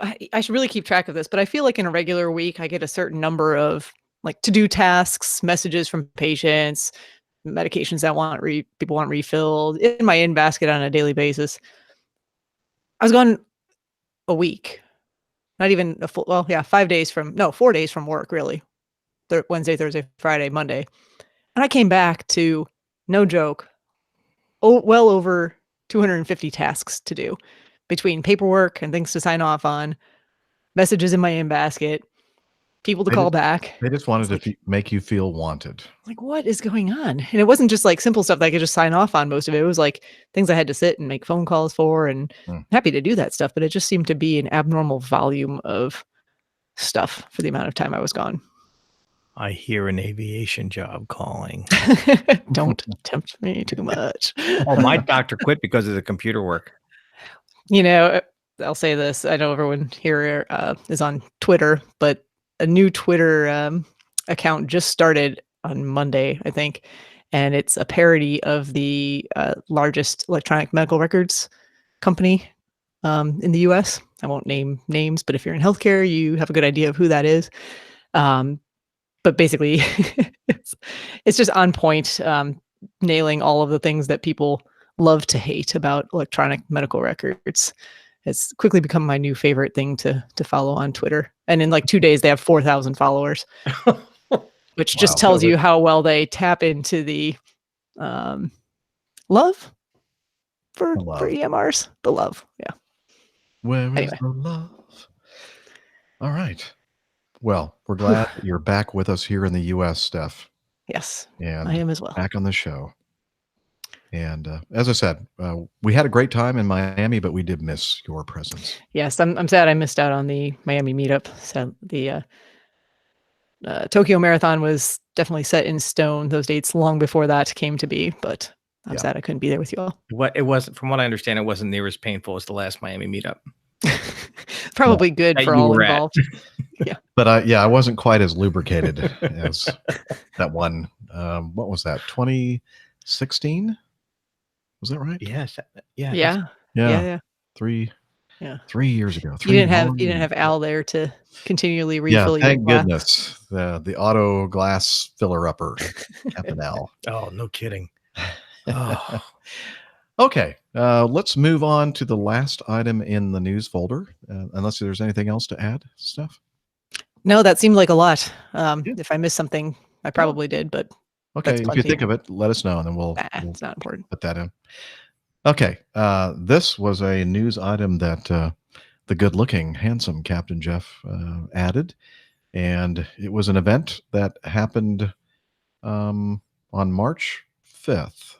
Wait, I don't understand this. It says, the news item says March 4th, 2019, updated March 4th, 2019. And then it starts, a Qantas flight from Adelaide to Canberra was on March 5th, forced to divert. They can't even figure out the darn international date line over there. Yeah, really. It's really confusing. Maybe that's what happened. Maybe here. It didn't happen. Well, maybe maybe the website changed the date on you. Yeah. The Epic Times probably was still on the 4th when this happened on the 5th. It very well may have. Okay. I have a daughter like that. Okay. What does that mean? She was born in Japan. So when I told my parents when she was born, my mother could never figure out which, because I go, Mom, you have a new granddaughter. She's born tomorrow. Nice. She's from the future. My mom could never figure out when her birthday actually was. It was a riot. That's funny. Anyway, a Qantas flight from Adelaide to Canberra was on March 5th forced to divert and make an emergency landing in Melbourne following a mid-air incident reportedly caused by pressurization issues. Did I read the headline on this? No, I didn't. So I think I need to read this. Oh, yes. Qantas horror flight plunges 15,000 feet before emergency landing in Melbourne. So flight 706 made it to Melbourne safely just after 8 a.m. Australian Eastern Time after making an emergency diversion due to a loud bang heard coming from the rear of the plane, which caused the aircraft to rapidly plunge 15,000 feet. Around an hour after takeoff, passengers were left terrified after the aircraft descended from 25,000 feet to 15,000 feet, 25 minus 15, 10,000 feet in total, in 5 minutes. A whopping 2,000 feet per minute. Roller coasters go faster than that. I can do that in like a Pretty much a 150. normal rate of Your descent. Jeep can do that. My Jeep Yeah. can do that. Yeah. Actually, yeah. My Jeep was in the air. It's a brick for sure. Yeah, so I don't know why it was so horrifying, except that the frightened passengers were forced to wear oxygen. Put your mask on. Put your mask on. They were forced to At gunpoint to wear those oxygen masks during the descent, but allowed to remove the masks after the aircraft reached a safer altitude. Anyway, it was a Boeing 737, and What, again? Pardon? What, again? Yeah, again. I guess they're having trouble with the pressurization system or something. But I've never had a problem. The thing, the pack was one of the packs was not working, and they knew that. They left with it like that. And in the article, they talk about that they had to stop their climb at 25,000 feet or flight level 250. No, they had planned to cruise at flight level 250 because They only had they were one- operating with one pack. So that's normal. We do that on occasion. And then I guess the operating pack decided to stop working. And then they had to make a descent from 25,000 to 15 and then ultimately 10,000. And yeah. So what are you laughing I'm just at? reading in one of the paragraphs. The guy slept through it all. Yes. Apparently Oh, was that loud bang terrifying that someone managed to so sleep through terrifying. all of I it? slept through the whole thing. Yeah. Hmm. He didn't hear the loud bang. So let's see. There were a few people around me who were stressed and a baby screaming. A baby was screaming. That happened on never do that, all do of they? my flights. Just Yeah, Good. well, especially That's with standard. pressurization. Where was that lady with the 200 sets of earplugs? You guys hear about that? pass one? out to No. everyone. Don't know Lady what got you're on the talking airplane with a baby. She had 200 sets of earplugs. For Oh, her. get Oh, I them did. all I did hear about that. Yes. Yeah. And I'm the sorry baby in advance. Never made a peep the whole flight. Of course. That's great. Very considerate of her. Anyway, so another great piece of journalism. Oh yes, and you have to know that the picture of the aircraft that they showed on the headline is an A380. Yeah, well, of course. Nearly, it's a 747. But the Okay, let me click on it and see what we have here. Oh yeah, it is a yeah, 7.4. I just or 7.4. It's 7.4. Yeah, that's right. Look at it. It doesn't have that many wheels. Yeah, it doesn't have enough wheels. Yeah. And I think a 737 is about the size of one of those engines, yeah? The fuselage is, yes. Same size as the engine. Oh, actually, those are RB211, so it's a lot bigger. The 7.3 is bigger. Okay. Wow. It's a 380 engine. The 777 engine, the 777, fuselage is the same size as the 777 engine. You aviation nerds. Leave it alone. G90, right? It's just dreadful, though, isn't it? It is. But, do we expect anything more or less? No, it's becoming a source of great amusement for us. It is. Keep it up out there, you expert aviation journalists, you. Yeah, don't ask anyone who knows, for heaven's sake. You'll No, that spoil would be all our fun. Too much trouble. Really? All right. Well, with that, I think now it is time for us to move on to your great feedback.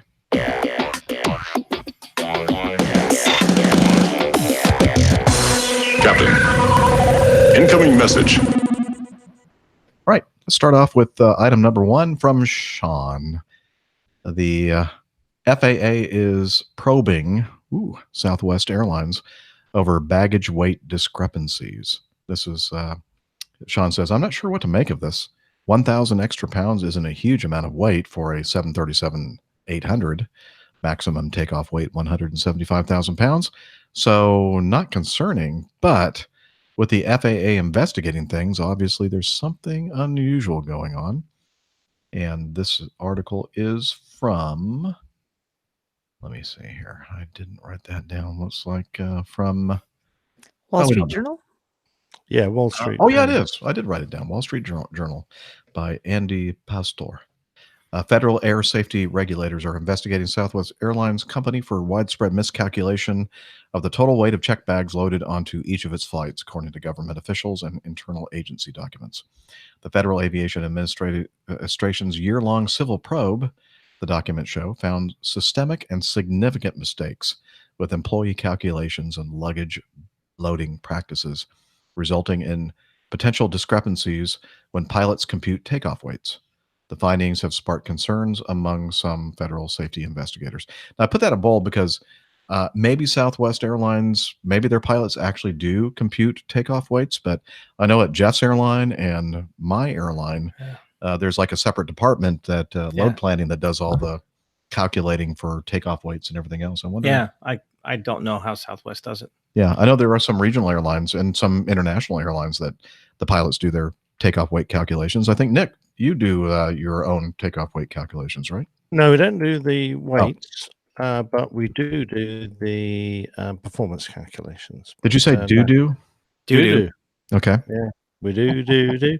And funnily enough, our software that is standard Airbus software has the load sheet capabilities, and the rumor is it'll be brought in at some point. But no, we currently use an independent company that works that out for us. Okay.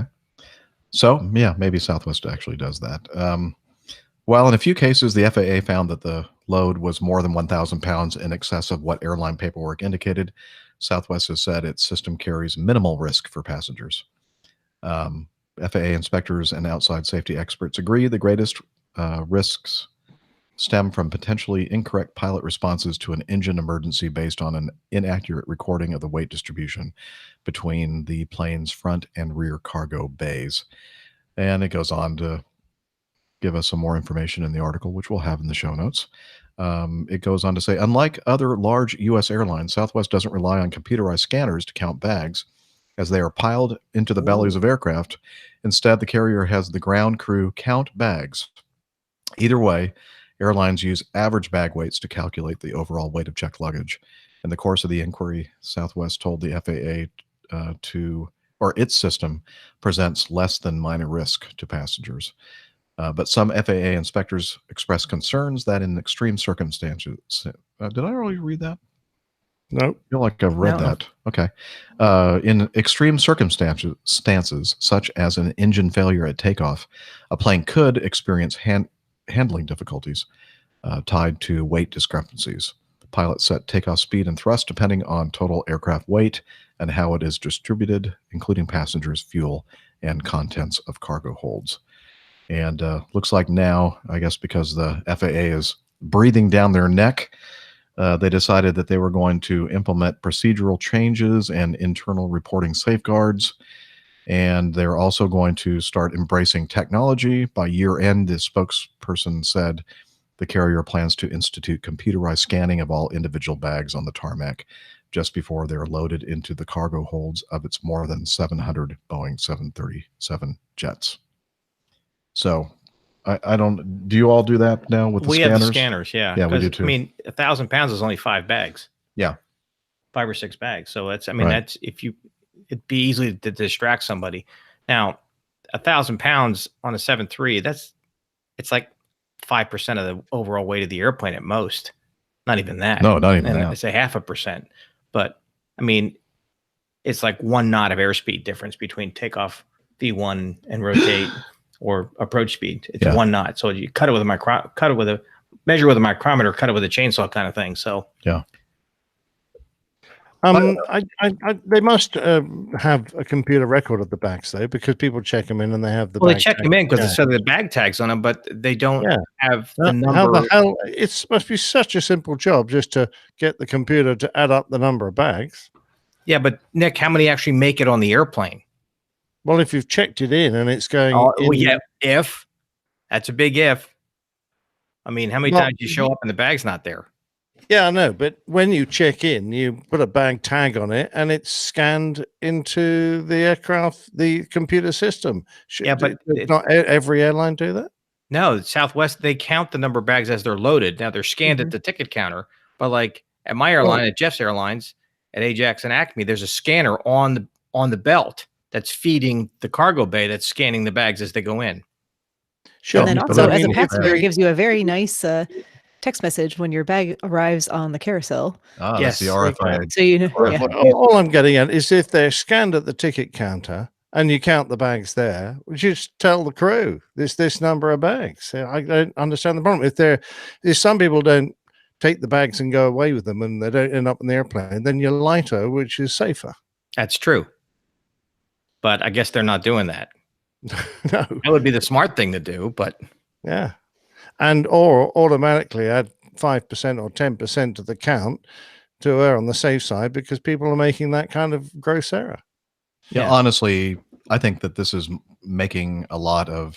It's making a mountain out of a molehill. Yeah, I really do think so.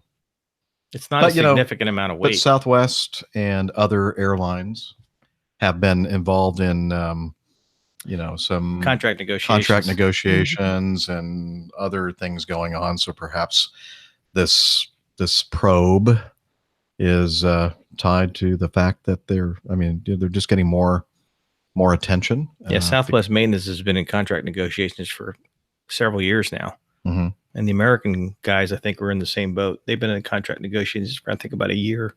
Yeah. And their pilots just opened up early this January, and the flight attendants go next year at American. So it's every airline's different, but it can have an impact. Yeah. All right. Well, we figured out what you need to do. You need to get those scanners functioning or have the people at the front desk call the pilots and tell them how many bags to expect. Is that what you came up with, Nick? Well, on our aircraft, not only the bag scanned so we know which individual baggage container every bag is, we actually know whether it's the top, middle, or bottom. So that if we have to pull a bag because the passenger has failed to show up at the gate, we know exactly which container to pull out and where in the container to look. And that's just a money-saving device. It's not because we're trying to be clever. It's just because that cuts down the amount of time to find a bag, get it off the airplane so we can get going. Too sweet. And overall, that just saves money having that kind of sophisticated equipment. The advantages of a wide body with bins. There you go. And 7.3 in the Mad Dog that Jeff and I fly, they're freeloaded. And the kind of flying that you're doing. A bunch of freeloaders. You have to, freeloaders. You have to have a much more. If only that was the case. You have to have a much more sophisticated system, I think, especially when you're doing the long haul international stuff. I've had to pull bins and which bin is which bag is in and where it is in the bin. I've had to do that when I was flying the 7.6, and it's a lot faster finding a bag on a 7.6-300 or A330 than it is on a 7.3, because on the 7.3 they have no idea where it is except whether it's in the forward or the aft. Oh dear. Okay. Okay. Well, that's enough of that one. 2, Alexander says, this is Alexander Graham Ball. I added the middle name. Yeah, he's been on before. Yeah. I'm a 20-year-old Australian, and I recently, about 1.5 months ago, discovered your amazing podcast one fine evening at work, and I must say that since then I have contracted a serious case of APG syndrome. With that in mind, I thought that after listening to almost 100 episodes and multiple times more bits of feedback, it was about time for me to finally send some in myself. This is for 2 reasons. The first reason is just to say a quick thank you to all of you. The past month has been quite hectic in my life with a major surgery, work problems, and more. And while I just found you guys, your podcast played a major role in helping me through my ongoing recovery. And for that, I can't thank you all enough. I greatly appreciate what you guys do, and I'm looking forward to seeing where the podcast goes over what is hopefully many years to come. He must have been really hurting. Yeah. Obviously, he's still on the anesthesia right now. 100 podcasts in 45 days? Oh, that's wow. crazy. Yeah. Yeah. Some of those hospital drugs are pretty good. I know. I guess so. Yeah, give me It's some of those drugs. Jeff's voice.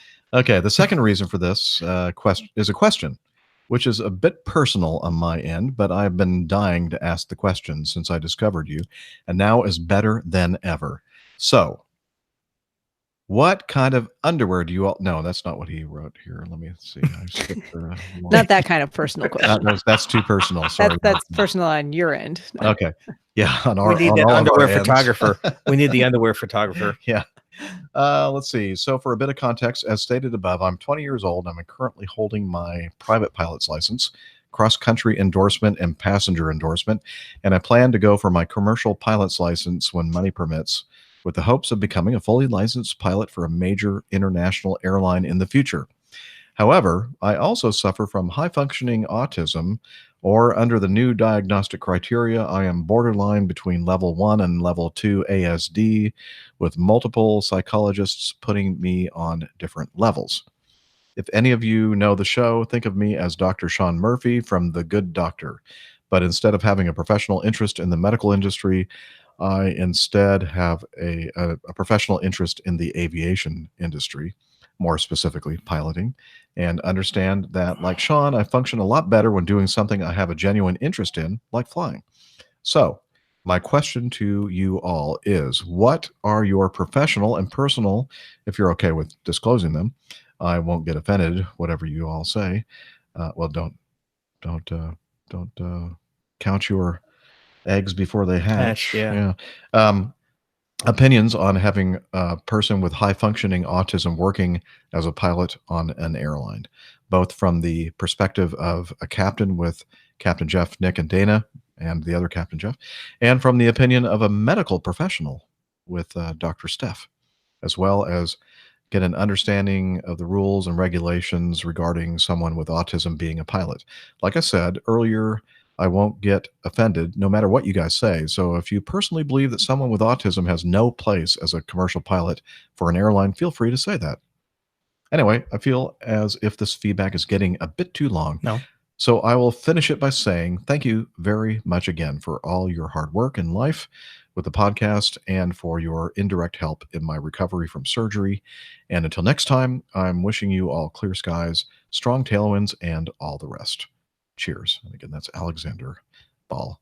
And I don't know, who would like to start? On my hats off to him, the fact that he's even contemplating this, because he's going to have to go through the medical guys to get an answer, because I don't think any of us can give him a good answer on. Well, I can tell you what the guide for AMEs says. I know that much. At Oh, least. okay. Go ahead. So maybe we'll start with that, and then you can give more of the, working environment perspectives. Basically, the AME guide does not. It's not discuss, or they don't discuss autism spectrum disorders or Asperger's syndrome, which is the generally the higher functioning end of autism spectrum disorder. I think all that classification has changed a little bit recently, which he's alluding to.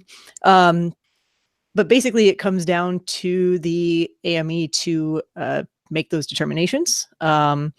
Typically, it will be in conjunction with recommendations from that individual's psychiatrist, psychologist, whoever they're seeing, or their primary medical doctors, basically looking for stability, looking for, I know there's been instances where there's been requests for cognitive testing, just to make sure that, basically like IQ testing, just to see what intelligence level someone's functioning on. But generally these folks possess higher intelligence levels than average. And then often they're issued their medicals with a special issuance. So if everything is determined to be in order and stable, and the AME is comfortable with how that individual basically processes information and can make decisions and react to what's going on around them. So it is possible, but I'm sure it's also not possible to get, or it's possible that it would be denied. It just depends on the individual. So as the good-looking Captain Jeff was saying, it's probably important to, yes. I'm pointing at the one I'm pointing at. Thank you. Thank you, dear. Very, very politically correct. Having a daughter with special needs, myself, we've always told her that she can go as far as she can fight to go. Mm-hmm. And so my advice is to go as far as you can fight to go. As long as you're willing to fight for it, fight for it. Go as far as you can get, and get as far as you can get. The only thing holding you back is you. Mm-hmm. Make them defeat you. If that's, I told my daughter, it's not that she can't do it. She just has to work harder to get there. So, my hat's off to him to go on to, with the condition he has, there's going to be some hurdles to climb. I've flown with guys who have all kinds of different problems from, I've flown with a guy with an artificial leg. I flew with a guy with one eye. So it's possible. It's up to their medical people probably, and he's going to have to fight that battle with them. And he's flown Well, you've never flown with me, but if you had, you've flown with a guy that doesn't have any personality. So it's the most tragic of them all. Him, and it's not you. So I would say this, a lot to Jeff's point just now that I think our self-imposed limitations often end up being greater than our actual physical and cognitive limitations. So if it's your passion, if it's your dream, go for it. And I would jump in on that. You said you already have your private certificate, correct? Yes. So at least have already crossed that hurdle and presumably have a class 3 medical certificate. So I would get back to. He's from Australia, so I don't know. I'm sorry. So that may be different. That I apologize. That may be different. So I don't. He's Australian, and I'm assuming he's in Australia. Yeah. So I don't know. The guidelines that you mentioned regarding the AME guidelines. They may be different. Might be different. Yeah. Yeah. Yeah. As always, the standard disclaimer is this only applies to the country in which I'm currently sitting. But I think it's never a bad idea to be open, honest, and ahead of the curve there. So get in and get those all those I's dotted and T's crossed early with the medical personnel. Yeah.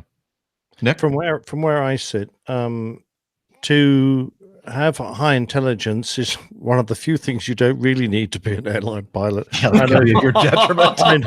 I would humbly proud.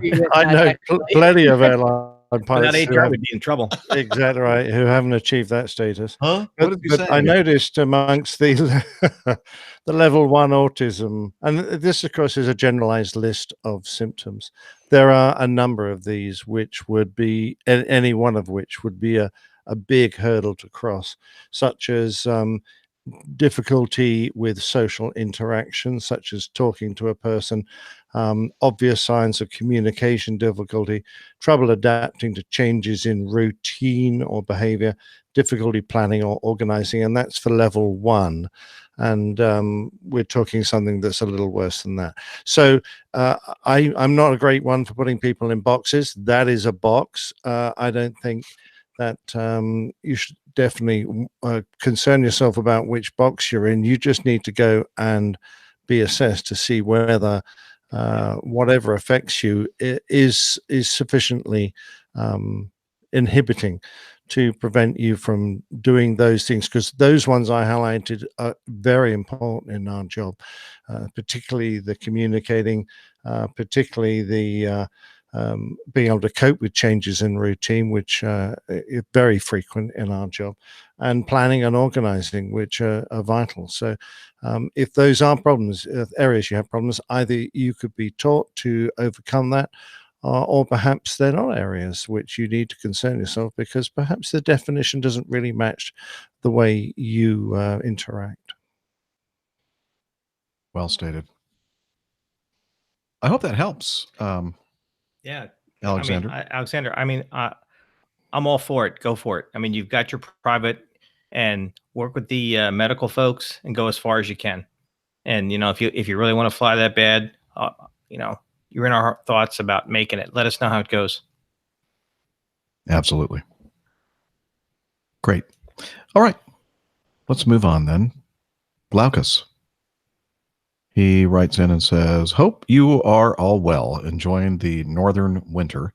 We are struggling with the heat in the Australian summer, reaching temperatures. It's cooking over there. No They kidding. really are. Yeah, they don't need to light the barbecues. They just put a tin plate out in the sun. No kidding. Yeah, temperatures of up to 47 degrees Celsius, which is 116 Fahrenheit. Ouch. That's hot. That's Phoenix. Yeah. Mm. He says, I miss those cold mornings. Not for long. So enclosed is a rare video where an ATC blunder. Speaking of blunders, I need to find my page on this here. Okay.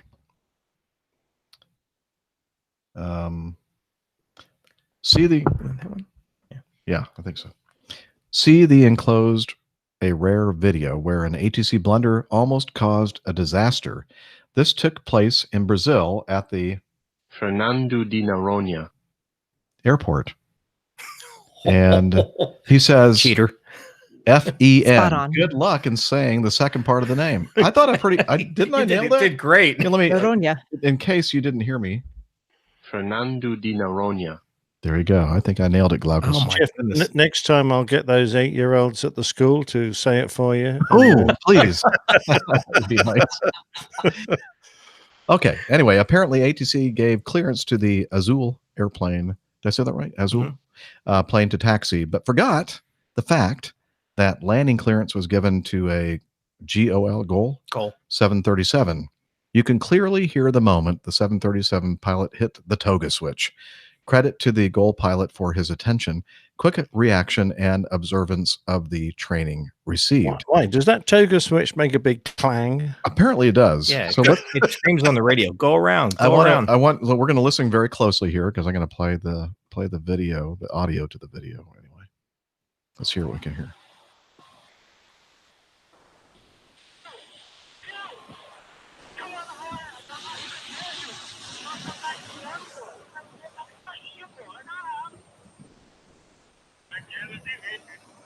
Caralho! It does make noise.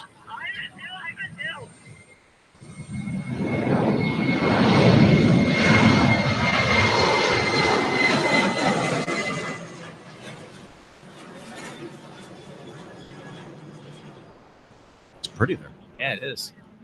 Okay, so we'll have a link to that video in the show notes so you can experience it. But basically, it showed the one airplane on the runway taxiing and the other airplane coming in for landing. And he says, you might need to beep what the person on the ground said. Otherwise, you might offend any Brazilian-speaking listeners who don't like swear words. Well, I didn't hear any swear words myself. Of course, I don't understand speak Portugal. Portuguese. Portuguese, yes. But No, and I don't have a Brazilian either. I'm not sure. I mean, how would I censor that? I don't know which of the words was a swear word. You're just going to have to, if if you're you speak Brazilian, Portuguese, just mute it. yeah, if you speak Portuguese, just take our apologies in advance Yeah, for sorry. the offensive language in that video. Yeah. We'll blame Glaucus for that. Yeah. We'll give you his email address. So I don't know about you guys, but when I take the runway, I'm looking both ways. Yeah. Clear right, clear I'm left. looking because this happened to me in Caracas, where they cleared us onto the runway to line up and wait. And in those days, we didn't turn the transponder on until we took the runway. And I click it on, and the first thing I see is a guy in about a mile final on the TCAS. I look out, and he's right there. And I yell at the captain to stop, but we're already across the hold line. And the captain gets on the radio and goes, "Hey, Tower, confirm line up and wait." And go, "Royer, line up and wait." And he just goes, "I think we'll wait till this guy lands." And Tower goes, "Royer." Good idea. Crazy. Yeah. You got to be, I mean, you know, Just you got to completely nonchalant, unconcerned. I mean, well, I can't believe that's a the good idea. Azul guy is just nonchalantly going down the runway. I mean, he never stops taxiing. Yeah, that was the Azul guy. Yeah. Yeah, but I mean, I don't think that, you know, apparently there weren't any taxiways. I think it's the runway, right? And Yeah. then you, A lot of South American runways, you have one entrance. Yeah. One entrance, one exit. You enter midfield, you back taxi. At that point, you know, maybe the other airplane was far enough away so you couldn't really see it. What's he going to land on the parallel that doesn't exist? Well, I know, but I mean, you know, once you're taxiing down the runway, I mean, I don't know where you go from there when you see the airplane coming at you. Yeah. You take to the grass. That's what I'd be thinking, taking to the grass. And I'd be flashing my lights, all my takeoff and landing lights as fast as I could, trying to get the guy's attention. Good on the goal guy for going around early too, because I know my technique as the pilot monitoring is, you know, I'm coming into an airport, I know he's looking at his instruments or at his aiming point to land. I'm checking the runway, watching guys holding short or crossing. I'm looking for that. So yeah, I'm always calling out, you know, like the preceding aircraft is halfway down and your runway, we got a crosser on the first third or whatever, you know, just watching for all that, because you never know when somebody's going to either be given a bad clearance or just not be paying attention and encroaching upon your landing surface. All right. That's pretty interesting. Yeah, it was a good one. On another note, I'd like to congratulate Captain Nick for the wonderful interview with his wife. I absolutely loved the no-fuss attitude Jilly showed throughout Nick's career. This is a prime example of a true partnership where both parties are working towards the same goal, even though sometimes they are half a world away from each other. Her support, understanding, and drive to get things done is remarkable and are certainly a key to Nick's success as a pilot and overall as a family. You are indeed a very lucky man, Nick. Oh, thank you. Cheers David. to that. And Nick, And I'm indeed. considering I had You are. a career much like yours and a spouse for the whole time, I can relate to that was kind of tear jerking for me personally. I really appreciated that Gilly did that, and she did a great job doing it. I mean, I was glued listening to that. I was just so enthralled with how well you two handled it, and because it really hits home and how difficult all those times were. I think it was an American wife who gave her T-shirt, which said, Air Force wife, hardest job in the Air Force. And she wore that with pride for many years. As she should. I know it was a lot harder on her than it was on me. And, and Gilly, it was the same thing for you. It's a lot harder for the wives left behind. And I know when I was deployed in the 80s and early 90s, there was no email, no phone calls. And, so it was very difficult to keep in touch. It was. In fact, Gilly sometimes thinks that's the best way for it to have happened, because almost, to find out that there's all sorts of things going wrong and because you're so far away, there's nothing you can do, is almost worse than not finding out at all until you get home. And everything always breaks when you're gone. Of course. Yep. Yeah. I'm a lucky man. I agree. I share that and my hat's off to Gilly and to you for having succeeded like we did. And it's hard. Absolutely. All right. Resisting the urge to hit the button. Stuart writes in, I'm a fan of Christian Van Heist, a 747 cargo pilot who takes a lot of cool in-flight photos from the flight deck. He posts not only imagery, but fascinating explanations about the context of the image, how it was taken, where it was taken, and all that good stuff. He posted a lovely image today on Facebook showing how tightly packed the aircraft were flying eastbound and westbound for hours on end. I guess there was some exchanging of pleasantries between the various air crews, where one of the planes flashed his landing lights in a gesture of goodbye. But it was the comments section that made me laugh. Apparently, Airbus crews don't have the option to flash their landing lights like this in midair to say goodbye. Haha. That was from Stuart, not me. Anyway, so he says, so, Captain Nick, just how do Airbus crews say goodbye to their fellow aircraft in the lonely night sky? Surely you must have a button to push somewhere, or do Airbus crews not practice old-fashioned airmanship? They just rock their wings? It's automatique. So I know we don't have a way of doing that. We have a special way of pushing the button. That's how we push it. There we go, just like that. Yeah. Oh, very nice. No, of course we can flash our landing That's what I was lights. thinking. Yeah. Yeah, if it's another Airbus, we'll flash I know it on the then. A300 we could. Yeah, this bloke flies a Boeing, so we wouldn't flash them. So no, No, it's like I drive a Jeep and we only wave to other Jeeps. Right. Yeah, that's right. If you're driving a big hog, you're driving a Harley, you wouldn't flash a bloody rice rocket rider, would you? Someone in a Honda.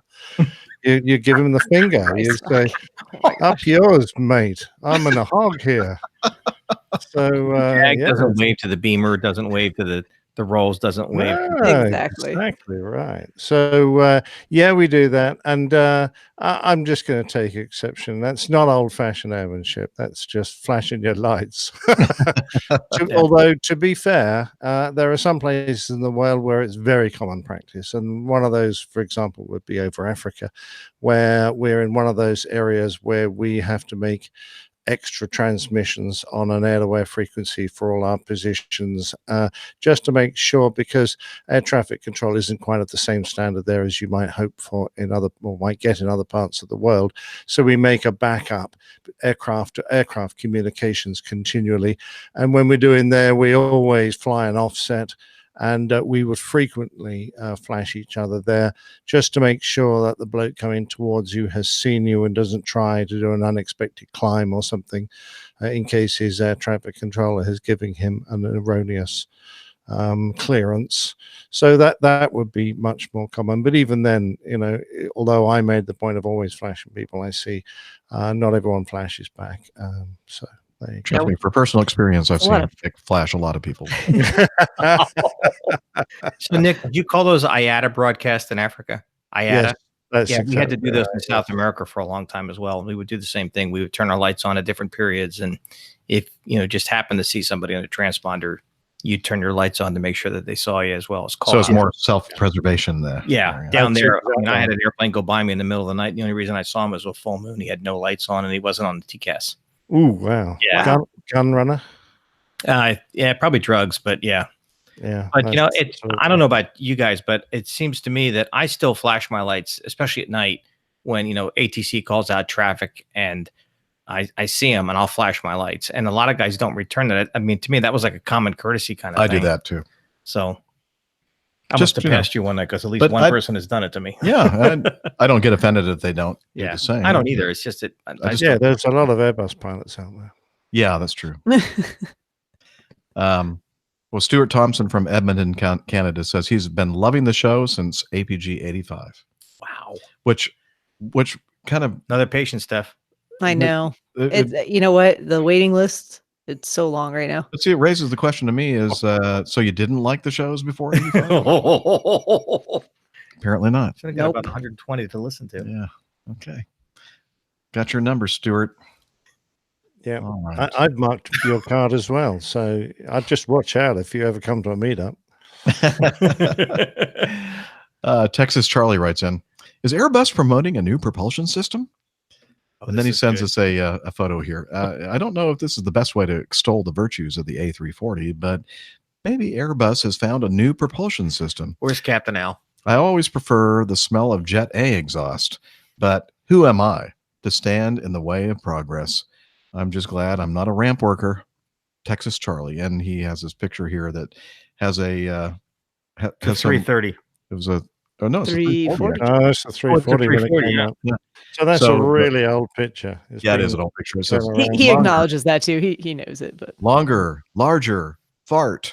Because there's a door open. There. Yeah, so I assume it's not farter. Didn't Captain Al fly? No, he only flew 330s. He didn't fly 340s. No. Yeah, I don't think Captain Al even flew the 330. I don't think he's flown. Yes, he did. He did. Yeah, oh, did he? Oh, yeah, okay. He did. My bad. Sorry. My apologies, Captain Al. Okay. Let's see. Continuing on with Rob. Oh, this is good. He says, I just saw this article and was a little disappointed to read it. I will be like one guy said, taking stickers on his next flight. And why would he do that? Well, he sends us a link to an article regarding Singapore Airlines. Passenger discovers a camera fixed to the in-flight entertainment screen. And this is from, hopefully I'll have this information. Travel9.com Australia. Oh, thank you. Travel9.com Australia. Oh, I didn't see it up there. Thank you. A passenger aboard a Singapore Airlines Boeing 787 flight has made a disturbing discovery. Vitale Kamluk noticed something odd about his in-flight TV screen, a small webcam and sensor, which he photographed and uploaded to Twitter. He quotes, just found this interesting sensor looking at me from the seat back on board a Singapore Airlines flight. Any expert opinion of whether this is a camera? And Twitter users were quick to reply to Mr. Kamlik, each with their own theory to why the in-flight screens were fitted with cameras. And let's see, Twitter user KR33P3R1000. Do you follow him? I think I do. No. Depends on what type, though. Could be infrared to see if somebody is using the seat. Could be an eye tracker to see if the passenger has fallen asleep. It could be for security reasons. Anyway, the airline itself said that, yes, that it indeed is a camera that came built into the in-flight entertainment system, but they promise that the camera is not in use. And we would like to share that some of our newer in-flight entertainment systems provided by the original equipment manufacturers do have a camera embedded in the hardware, according to a tweet by Singapore Airlines. These cameras have been disabled on our aircraft and there are no plans to develop any features using the cameras. I think it's a Panasonic system, but I'm not completely sure. But yeah, that sounds like a reasonable answer. Probably a lie, but I'm just wondering what they think someone's going to do with how many seats? 300 seats, 9-hour flight, the thousands of hours of video that they're supposedly going to record. What do they really think people are going to sit and watch all that to see if someone picks their nose? I really don't understand why you would be concerned. I don't either. Yeah, I'm not one to really get concerned I've about. followed this article. It's gone on a couple weeks now. Singapore acknowledges that the cameras are there.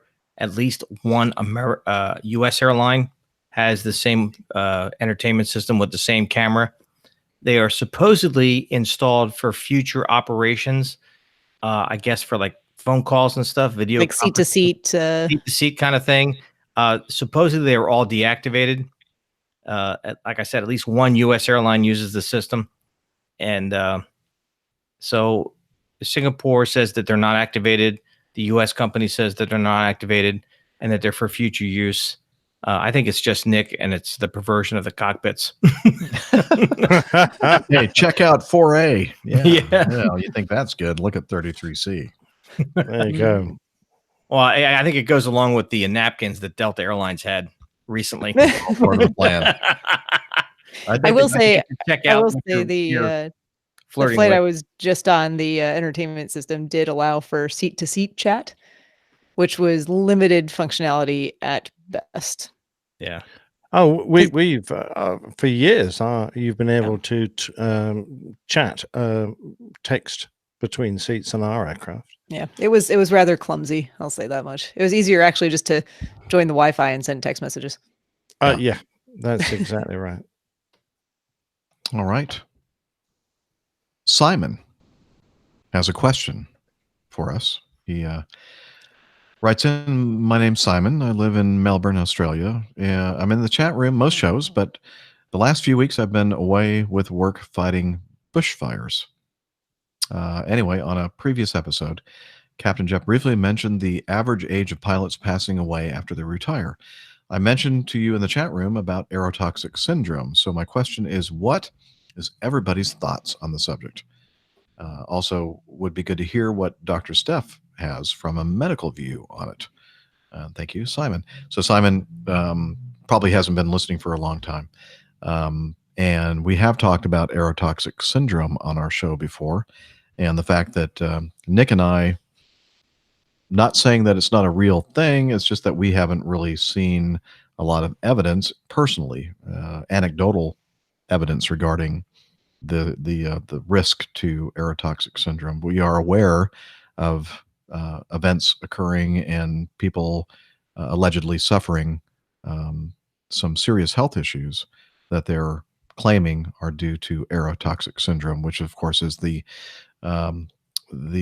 burning of certain oils and then it leaking through the seals and the engines of most airplanes out there that have the kind of pressurization, pneumatic bleed systems that are in common use. I think the only airliner that I can think of offhand at the moment that doesn't have this kind of system is the Dreamliner, the 787. Mm-hmm. But there is concern that with leaky seals, older engines and the burning of certain types of engine lubricants, that certain dangerous toxic compounds can be ingested into the pneumatic bleed air system, which of course is the air that's used to run the air conditioning packs and pressurize the aircraft. So it's the air that we're breathing in the air. And I've actually seen this for real. I had a flight attendant, fortunately it was at the gate, where we had to remove her from the flight. I actually had her, during boarding, I had to bring her in the cockpit, put her on oxygen. Wow. Because she was reactive. There was something in the cabin air that was absolutely killing her. And I had to have her removed from the flight. But was it, none of it, from nobody the else bleed reacted. system? Yeah. But this one, I was told by some of the other flight attendants that this woman she was sensitive like to perfumes and like carpet cleaners and stuff. That's So probably a more likely thing. She's probably reacting to So someone's Gonna say- detergent or lotion or perfume, those things Interesting. can cause. Yeah, allergic the interesting thing about this aerotoxic system, I've kind of followed this a little bit. The 7.3 does not have this problem, to my knowledge. The 320 series does, and it's not the 320s with the CFM engine; it's the 320s with the other engine, and I can't remember the name of it. The engine that we're using on the 90, the Is that same one? V25. Yeah, that's the engine that they're series. having problems with the seals, causing toxicity in the air. And so, yeah, I'm going. What's Not those kinds of seizure over here or what? I'm getting ready to call 911. So, all right, the real Captain Jeff's taking over. I got to figure out this board. Well, I looked up what the medical professions have to say about it, and they don't, basically. I looked it up. I did do my homework on this one. I pulled up Harrison's. If it's not in Harrison's, it doesn't exist. And That's what I always it's say. definitely not in here. I did do a cursory PubMed search looking for different articles. There's a lot of articles related to people investigating aerotoxic syndrome. And what's that? Short reading material there. Yeah, I mean, light bedtime stories here. Yeah. Ooh, heavy. And or workout material. I don't know. So basically, this gets back to the question of organophosphates and tricresyl phosphates, and whether or not one particular isomer, triorthocresyl phosphate, you're welcome, yeah, is to blame, because that one is known to be neurotoxic, and if you're exposed to it, it can cause problems. The question is whether that is something that can contaminate cabin air or not, and as far as I can tell, they've never been able to isolate it in cabin air, running different tests and models with, burning different types of engine oils and things like that. Now, the regular tricresyl phosphates, yes, but not the triorthocresyl phosphates. And if anyone out there is a chemist or does research on this and my data is inaccurate or wrong, feel free to correct me. But that's what I'm able to find on short searching. I think I do need to mention that my whole point about the subject of the average age of death after retirement, I was trying to make the point, apparently I didn't do a very good job with it, is that I think now pilots are living longer after retirement than they used to. Yes. Not shorter lives. There was a guy I flew with years ago who actually did a study. He tracked the guys who retired at our airline, and most guys, like 80% of the guys, weren't living past 65. Right. And I think a lot of that, and now that the retirement age is 65, he's obviously retired by now, but I don't think that's a factor anymore. I think a lot of that has to do with the fact that we weren't doing anything else besides flying. Guys weren't taking care of themselves. A lot of guys were smokers, heavy drinkers, that kind of thing. And not only that, I think also because that was all they did in their lives was fly airplanes, and then they lost that sense of worth because they were no longer flying airplanes and they didn't have any other hobbies or any other things like going on. Nick is going to retire to the bowling fields. Yeah. And his dog. Exactly. Photography. And a lot of guys don't have that. There was something came up in the chat room about somebody's asking the question, who is it? 7819 Tim is asking about radiation. This same guy also wore a radiation tag. Believe it or not, airline pilots receive more radiation than the average nuclear power plant worker on an annual basis. And we do not wear the radiation badges that they wear. The guys flying the North Atlantic receive the most. The guys flying the Pacific routes get the same kind of exposure. The higher you are, the more exposure you get. It's typically like an extra chest x-ray a year. So it's not significant, but we do get exposed more than the average person on the ground. And I believe Nick's airline tracks how much average they're being exposed to. Oh, absolutely. Solar We do. radiation. And My it's airline because- looks at the solar flare activity especially, and they will absolutely reroute us when its activity is high. And to lower altitudes and lower latitudes, because the higher you go up in latitude, the worse it gets. The closer Yeah, to we have radiation monitors, Jeff, on several of our aircraft, and they keep an average indication. And then the company keeps a very close track on the crew members and which routes they fly. For example, when we had Tokyo as a route, and the Japanese crew used to fly only that route because they flew it so often, and we knew what their average radiation exposure was likely to be, they would take them off there regularly and put them on routes to a lower latitude to give them a break from that, because the company is obliged to monitor that and keep an eye on it. So, yeah, it's going to cause a problem, but we're keeping a much closer track on it than ever they would have done in the old days. I know guys who won't go above 37 or 35 or 37,000 feet, no matter what their flight planned at, because of the radiation. Well, like that 2,000 feet is going to make a difference when you're that high. So I would slap him around the head and tell him to grow up. But there is I never go up 37,000 feet. You can't. No.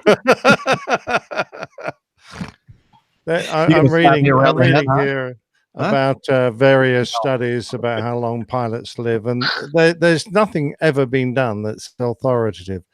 And all the studies that were done a considerable time ago before we extended the age to 65. And had there been any concerns about our ability to live beyond the age of 65, or if they were worried we were going to die, they would never have increased the medical age to 65. So I think monitoring and medical advances have ensured that we will all have a very long and happy retirement. Hey, Nick, a quick question. There was a lawsuit that I read about. It was several months ago, maybe up to a year ago, where some guy, it was a pilot who sued the EU because he was being forced to retire at 65. He said it was age discrimination. Have you heard any more about that over there? No, but the age is 65.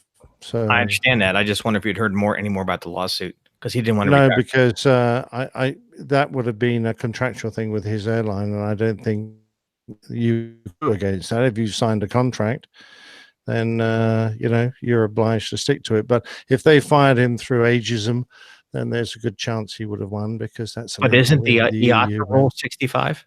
Yes, it is. That's what he was suing for, because it was the EASA rule that was forcing. Oh, that was the bloke that wanted to extend to beyond 65. Yes. No, I haven't heard any more about that. I think that's died a death, or it's still waiting to come. Okay, just curious. Into the courts. Can I add one more thing to my really nerdy science stuff that I was looking up here? No. Real quick. Okay. Because I found one more article here while you all were talking too. And it sounds like this article, they were able to find, I was talking about those ortho substituted tricresyl phosphates. They were able to find it in the cabin air, but they weren't able to produce that quantity from the engine oil that they found. So they think there's other sources that are perhaps contributing to some of these things that might be supposedly responsible for aerotoxic syndrome, but they couldn't even definitively link any of that. So we'll probably find it's a hair product. Yeah, the answer is we don't have good evidence for what causes those symptoms for people, basically. Yeah. Sorry, just wanted to put that up. No, that's good. Thank you for putting the dot on the exclamation point. Just making sure I stay above that 50%. So, Liz tells us that she Googled the lawsuit, and it's still ongoing. Thanks, Liz. She's always there when you need her. Yeah, no kidding. Hey, we've heard from Texas Charlie on several pieces of email feedback, and he decided to finally send us some audio feedback. So good. Let's hear from him. Howdy, guys and gals. I hope this audio feedback finds everyone good. I'd like to talk about ULCs. My daughter's horrendous experience recently on Spirit tells me that it takes a special type of person, and she is, to put up with the issues that ULC carriers have created. As I'm just a few months older than Captain Jeff, I remember flying in the DC-3, Convair 380, Convair 880, the Connie, and the 707. These were days when coach seats were wide and comfortable, food was pretty good, and the cigarette smoke hung heavy in the air. That's all gone now. Except for the cigarettes, flying was special. Tickets were expensive. Passengers dressed up to fly. It was an adventure. Today, I appreciate being able to fly to the coast for less than it would cost me to drive, but the trade-off has been to turn the back end of a commercial flight into a bus ride, but with worse seats and smaller lavs. That being said, customers who consider price as the only factor in decision-making might be willing to put up with more hardships in order to save even more. Now, let's say the 737 MAX 200 could be increased from 200 seats to 240 seats by installing Aviation saddle seats. Non-flight deck wages could be lowered, and we've already talked about supplementing cabin crew wages with tips. And maybe customers could be charged by the pound, baggage, and person. And with fuel a major cost factor, planes with minimal windows are lighter and use less fuel, so we could see windows only for pilots, cabin crew, and emergency exits. And heck, maybe in lieu of a lav, flyers could pay extra for a catheter in a bag. You think it sounds crazy? I would have thought so too. But the tremendous increase in the number of ULC carriers tells me that the how low can you go business model will lead to many ULCs to race to the bottom. And according to Aviation Week, even though ULC long-haul carriers have yet to make a profit, more and more carriers are trying the long-haul ULC business model. Seems like everyone wants to join the flying bus party. My research shows that at 8 cents per seat mile for a ULC carrier, a one-way ticket from Dallas to LA costs the carrier $112 a seat. And a little more research shows a one-way ticket from Dallas to LA on Spirit is going for $177. With flyers making decisions on differences of a few bucks, if a super ultra low-cost carrier could knock down the per-seat mile price to 6 cents, Dallas to LA at $153 would probably turn the heads of a lot of flyers. So, for flyers who are used to business or first class, maybe looking for super ultra bargains isn't a thing. But maybe there are enough flyers out there who have a high crap tolerance to support super ultra low-cost carriers. I'd love to know what the panel's opinions are. Do you have an idea as to how far this thing's going to go? Love the show. You know I do. Keep up the good work. Texas Charlie out. Bye. We do, Texas Charlie, and we love hearing your voice. That That's was awesome. great. That was an awesome feedback, and it's so stinking true. It's not funny. How low can they go, Dr. Snow? Well, Dr. Steph's not the right person to ask. Well, yeah, I still think I have a high crap tolerance. No, Do I you? don't.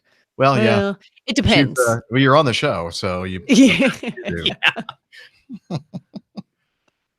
Whose crack are we talking about? No, not crack. Crap. Crap. Oh, okay. CRAP. Which comes from the crack, but yes, that's a whole different show. TMI. Yeah. I don't know, the catheter thing. Oh, I think that's going maybe diapers. But just Foley all the way. Everybody gets kind of handed the invasive. pens as they get on the airplane. Oh. Isn't it Ryanair the chart? You have to put €1 in the door to get into the loo on their airplanes. No, I think that's an exaggeration. Yeah, I think that somebody made that up. Oh, yeah. You're better falling know. foul of more fake news there, handsome Jeff. well, that's all there is in the United States. Yeah, I've been to learn that. It will creep down though. I mean, it's bound to, because you've got a lot of these airlines and they're all fighting for the seat. But eventually, I think you're going to get to a point where a sort of medium priced, something that the sort of middle classes can afford and get a much nicer experience, are going to sort of reemerge. So I think this is going to be like a sinusoidal wave. It'll go down and then somebody will go, you know what, I'm going to aim myself at the sort of, middle market and produce a much nicer experience, and people are going to flock there, and that'll drag the ultra low back up to some kind of level of acceptancy. But it's got to find its own level. It's heading downwards, and it's a very sad situation. It's just so sad. You hear these people complain, I'm never flying this airline ever again, until it's the cheapest fare from point A to point B, which is exactly. Yeah. It's just, I think you're right, though, Nick. I think there's a lot of people out there who are willing to pay not a lot more, not business class, first class fares, but a modest amount more, medium amount more for slightly more legroom, to be able to check a bag and not have to deal with it, to be able to, it's the things that, to me, it doesn't seem quite as important, but getting on the plane earlier. You know, if you aren't checking a bag and want to have bin space available. Yeah. So I think, or Book a maybe have a seat. well, that goes without saying. Or maybe have a drink with your seat included. There's a fair number of airlines that offer something in that range right now for not a whole lot more than what their basic bottom barrel economy is. You know, oftentimes like $50, $100 a seat. Do you think? And I think a lot of people go for it. Do you think it's the folks that go for it are the ones that do it more than like once a year? I think so. I think the people who go for the ultra, well, I think there's a couple things that happen. I think there's folks who truly can't afford to spend more on it, and are always going to pick the least expensive option because that's economical and it's going to allow them to get from point A to point B. And heck, at the end of the day, all the seats go to the same place, right? So there's nothing wrong with that. But then I think the folks who do travel more often and don't want some of the hassles that come along with it, and perhaps are somewhat more middle class, are going to say, you know what, for me, that's worth the slightly extra costs to have a slightly nicer experience. Where I see the problem is for the infrequent flyer, who gets on an ultra low cost carrier, and he has all of a sudden he finds out he's got to pay $5 because he got his ticket online. Right. Shows up at the counter and it's, oh, I didn't get my boarding pass, so that's an extra $15 at the gate. Oh, I got to check a bag, that's an extra $25. Oh, I want to bring a bag on the airplane, it's another $15. So now that ultra low cost carrier with the 28-inch seat pitch is more expensive than the mainline carrier with the 30-inch seat pitch with no extra charges. Yeah, I hear that a lot. And, I talk to a lot of my coworkers, surprisingly don't fly a lot or often. And a lot of them are drawn to some of the low cost carriers because it's something they're doing just every once in a while to go on vacation. And they'd like to, not spend all their money getting from point A to point B on their flight. They'd like to save it for, Disney World or Las Vegas or wherever it is that they're going. But I always make sure to say, if you're going to fly those airlines, fine. They're perfectly fine, perfectly safe. Just make sure you read all the fine print and know what the restrictions are so you're not surprised by the things that Jeff just mentioned. I know it used to be, people used to think that Southwest was always the cheapest. And there are some routes where they're not. I know. Oh, not at all. It used to be true. Like everybody would think that, flying from Dallas to Houston would be Southwest. And it was actually American was the cheaper fare. And that was, that was several years ago. I don't know if that's true anymore. It's still true. Yep. Yep. It's still true. So it's not that Southwest is an ultra low cost carrier. You're talking more of the long lines of Spirit and Frontier and Allegiant. And Allegiant and things like, and in Europe you have Ryanair and Jet2.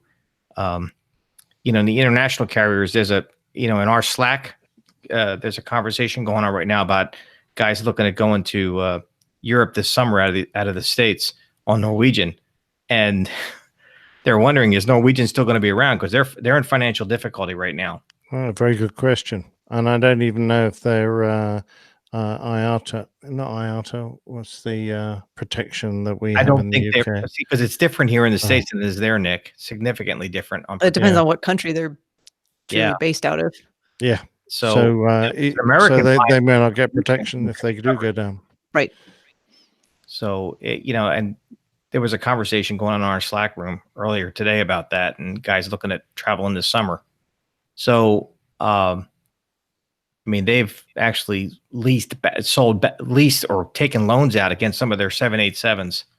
Just some extra cash flow, like $30 million to kind of keep them going. That's never a good sign. No. Yeah. Just be careful out there and make sure you have some kind of a insurance that if the airline does. A credit card is the way to go because there is some insurance there with a credit card. You can stop payment. Yeah. Check with your credit card too. Yeah. And check with the credit. Not all credit cards are created equal. That's true. I'll say that. So it's always buyer beware, as main man Micah says. Yeah. Well, thank you, Texas Charlie, again for that great audio feedback. And now we know what he sounds like. Yeah. Look forward to hearing more from him. And he's definitely from Texas. Sounds like he's from Texas. Yeah. Sure I was going to ask if that's a Texican accent. Oh, it's a Texas accent. Not Texas. Texan. Look, I've listened to John Wayne. He calls them Texicans. That's not a Texican accent. Okay. Well, we're going to listen to this week's installment of plane tails, and then we're going to slap Nick around a little bit for the next 18 minutes and 45 seconds. Good luck with that. Okay.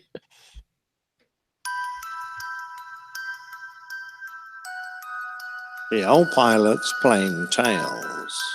Capture prone. I'm going back a wee while now to my time in the military, and I remember that we used to be given resistance to interrogation or RTI training. This used to be fairly low-key, and you only got the tough stuff if you were unlucky or silly enough to volunteer for the long combat survival course. I got fairly close to being given the treatment. Hours in stressed positions, under a hood, listening to white noise, etc., during the Bad Kolgrub winter survival course. This particular course was famous, not for the week in the Bavarian countryside up to one's thighs in snow, but for the 8 days of skiing that we were also subjected to. The end of the field training included a 20-kilometer march through the night to reach an RV from where we would be rescued and spend the rest of the day in a beautiful hot spa. Of course, if we were captured by the German ski troops who were out looking for us, then you could substitute the hot spa with its compulsory no-clothes policy for 24 hours in a dank, freezing cellar where no clothes were also frequently compulsory.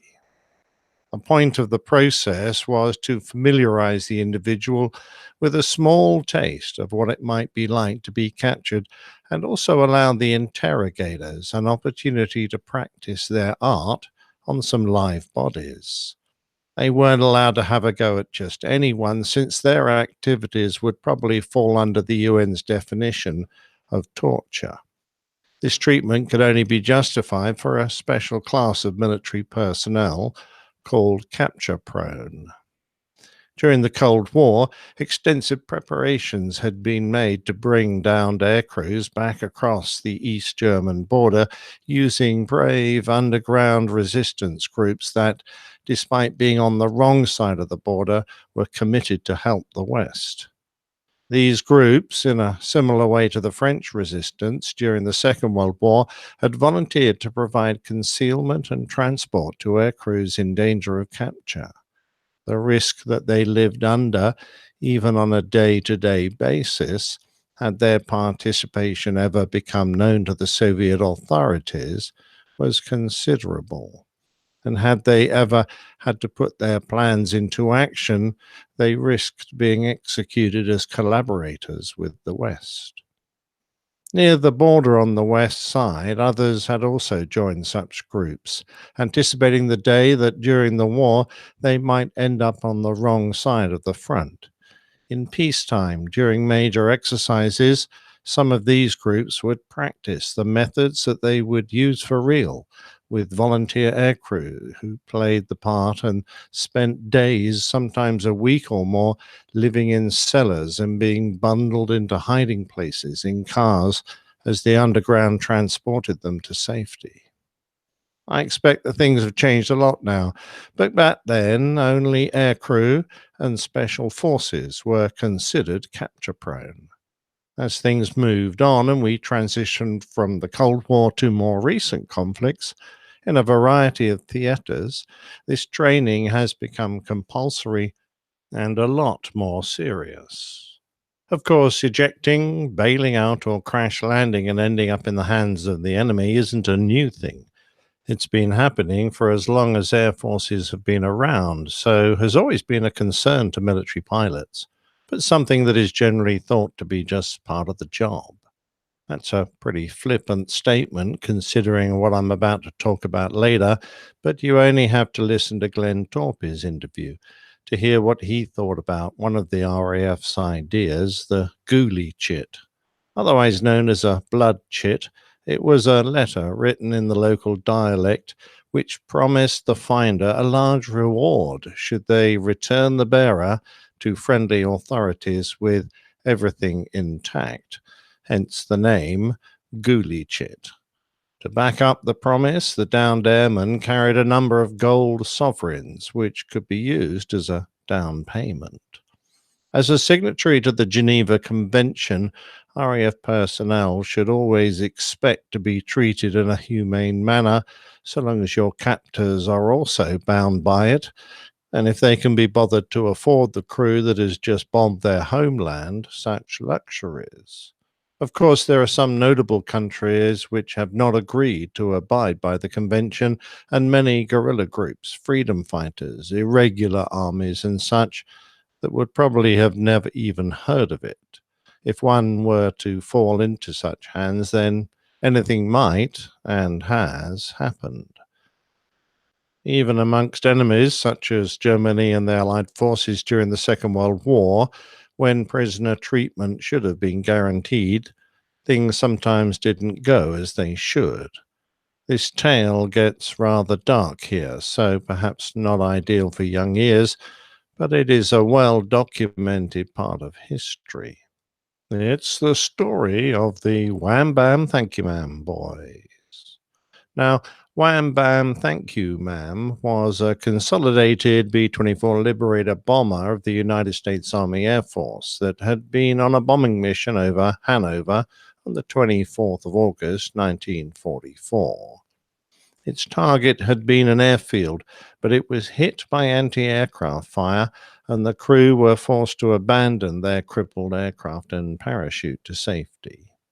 As they came down near a town called Hutterup, a lookout alerted the local fire brigade and a military detachment at the nearby airfield that enemy airmen were amongst them, and patrols were sent out to find the Americans.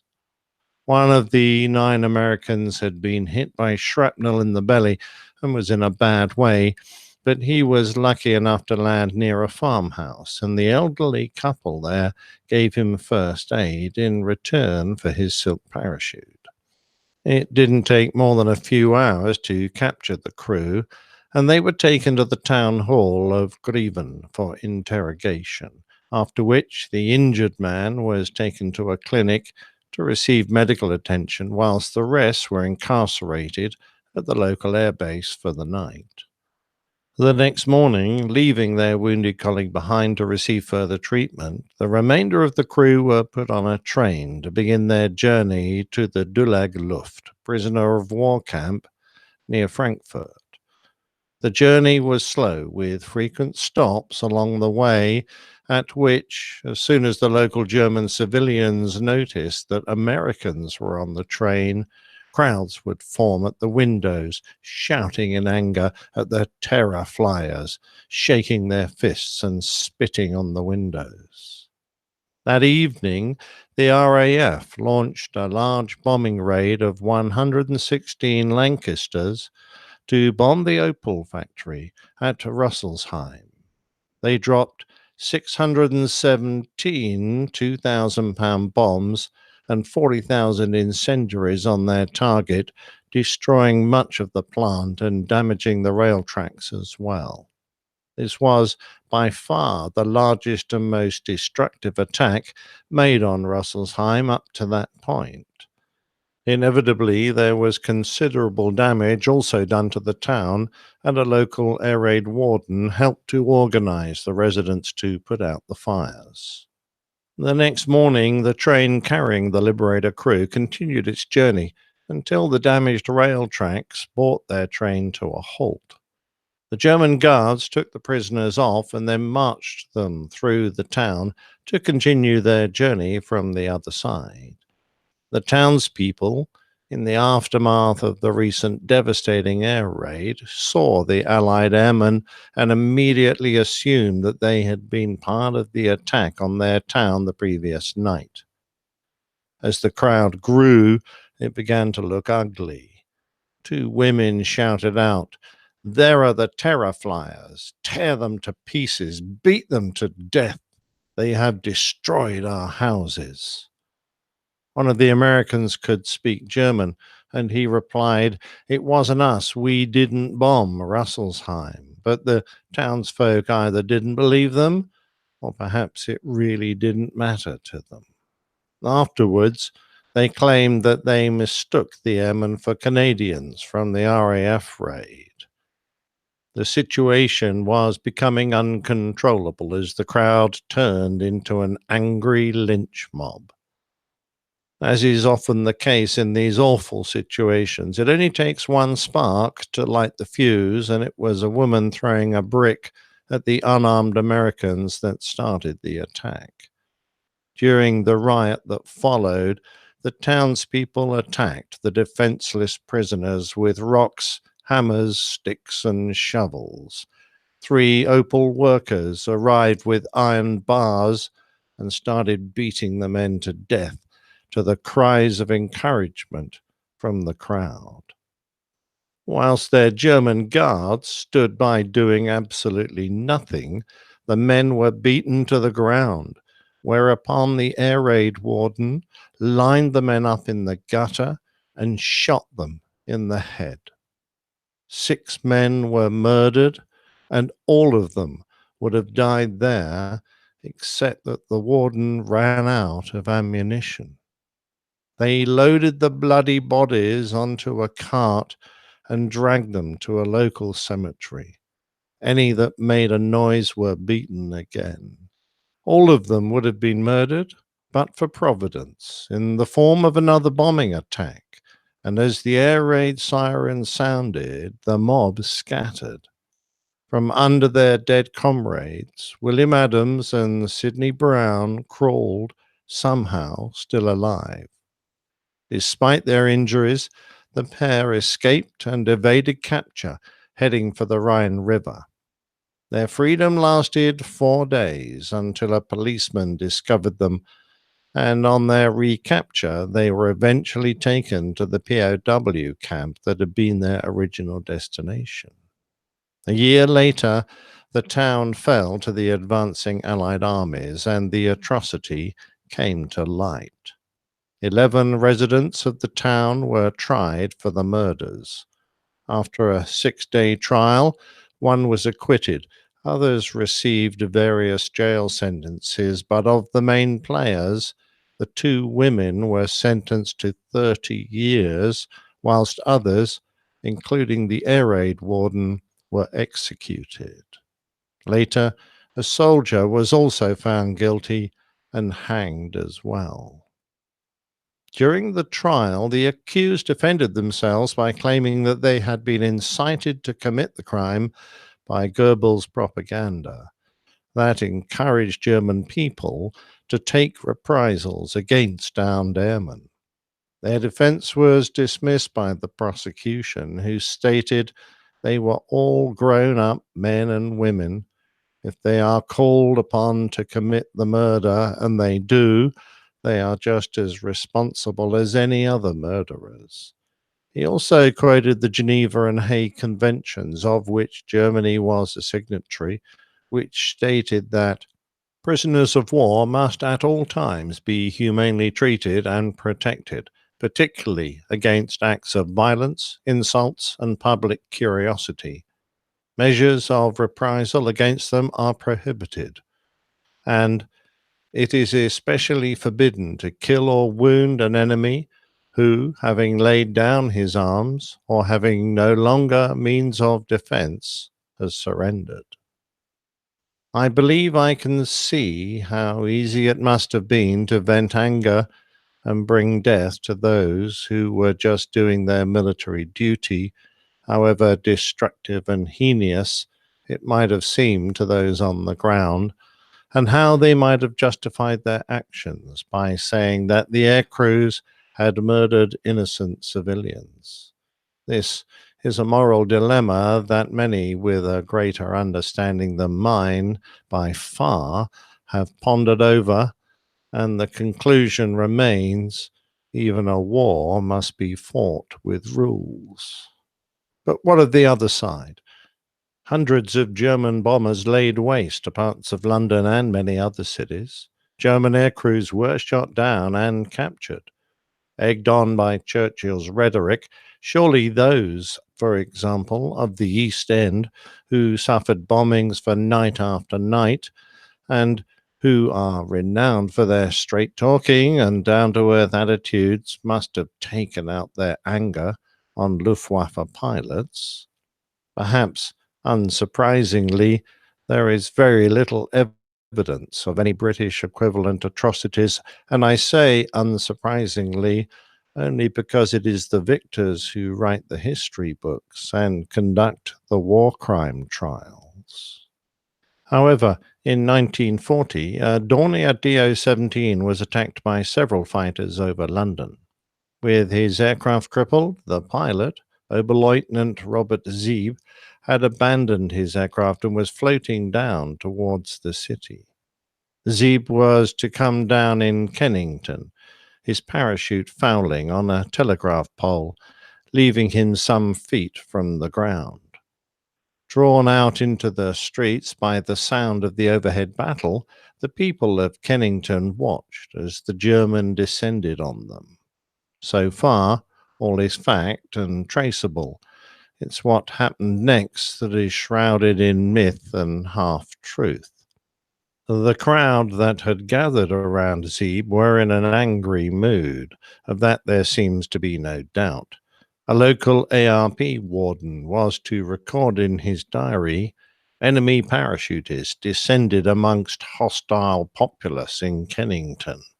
A reporter from the Daily Herald was also to note that Zeeb was to state, "Camarade, camarade, I'm an officer, I am an officer." Some sources still state that the hapless Zeeb came down in Kennington where he was fiercely attacked by a mob of angry civilians. No one doubts that Zeeb died from his wounds, but these included bullet wounds as well as burns. It's possible that the mob was mainly made up of women who were after one thing, the silk of Zeeb's parachute. Grabbing him by the legs, they attempted to pull him down from his entrapment on the telegraph pole. No doubt, faced with a shouting, baying crowd, he was in some distress. However, some sources remain adamant that, when Robert Zeeb descended on London, there was a violent assault against the German airmen.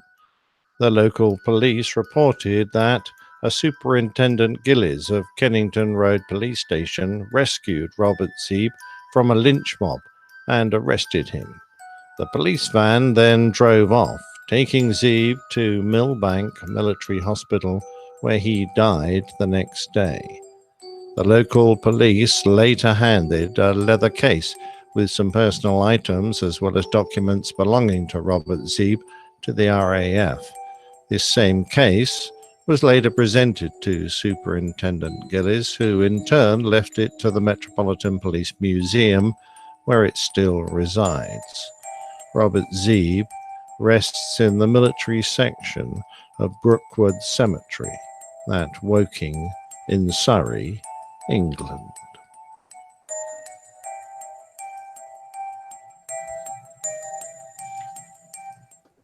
Another wonderful plane tale. Thank you, Captain Nick. Well, thank you, Jeff. A bit of a sad one, I thought. That poor American B-24 crew had a dreadful time of it. Mm-hmm. But a fascinating, subject, though. Oh, dear. Excuse me, I've been supping beer. Yes. I thought you were all choked up about it there for a second. No. I'm afraid it's a bit of wind. No, we'll just say that you were all choked up. Yeah, that's a good idea. Yeah, but it is a bit of a sad story. And I apologize in advance for next week's, which is even sadder. Well, where are you going with this whole plane tale? Just make thing? sure you don't lead in with a super happy story or on the other we end get with a happy story. We'll get a happy one day. Okay, good. Well, we're always happy to listen to them, whether they're happy or bad or sad. I just wondered how well that story is known in the United States. I hadn't heard of it. I didn't know it. No, I hadn't heard of the one last week either. Oh, fair enough. Okay, good. B-36 one. I had not heard of that one. Interesting. I knew about the 8 turning, 2 burning, and 1 on fire. Yeah, I knew all those stories, but not that particular one. Well, of course, since you tried to nuke Canada, I expect you probably would have swept that one under the Well, carpet. that was one of those epic fails. You know, we attempted to nuke Canada and we failed. It didn't work. Yeah, I know. Damn. Every time we try to invade Canada since like the early 1800s on, it's never worked. No, you keep. As soon as you cross the border, you fall asleep. Yeah. Yeah. But no, such nice people. Yeah, they just apologize before we even do anything, and we're like, okay. Well, fair except for enough. the people in Toronto. Let's see. Careful. Thanks again, Nick, for putting all the. I know you spent a lot of time on these, and we just don't know how you're able to keep up that. My hat's off to you, Nick. Great quality. I enjoy doing them. That's how I do it. Yeah. I look at how many times it takes me to get through an audio feedback one, and I go, how does he do these plane tales every week? He's a pro. That's how. Yeah. Plenty of time on my hands, obviously. You're going to have a lot more in about 4 months. Time. Yeah, exactly. Yay. All right. Hey, Deanna, she's in North Carolina, just up the road from where you are, Steph. Yep, not too far, if I recall. Yeah, not too bad. Not too Raleigh. far. Actually, no. Right there in what's it called? Burlington. Burlington, North Carolina, very close to the school where a lot of my money has gone. Oh. And she writes in, she says, "Good evening. I'll be traveling from Raleigh-Durham to Atlanta on April 16th to visit the Delta Flight Museum and hopefully fly the 737 Sim. A real airplane. I'm on Delta 2460 from Raleigh. Excuse me. I'm on Acme 2460 from Raleigh-Durham to Atlanta at 6:30 a.m. and flight 2353 for the return at 9:24 p.m. It would be great to be able to join a meetup or have Captain Jeff or Captain Dana fly my flight." Yeah, but it's in a museum. Yeah, but last time I was at that museum, it was a great place to be because there was a lot of beer. I think, is that the way it is all the time, Steph? That was my impression. Yeah. So I expect to be greeted My with. comment was a counter to the handsome Jeff when he said a real airplane. I said, "Yeah, but it's in a museum." We didn't. Sorry, catch we that. moved on so far. I from heard that. it. Oh, right over my head.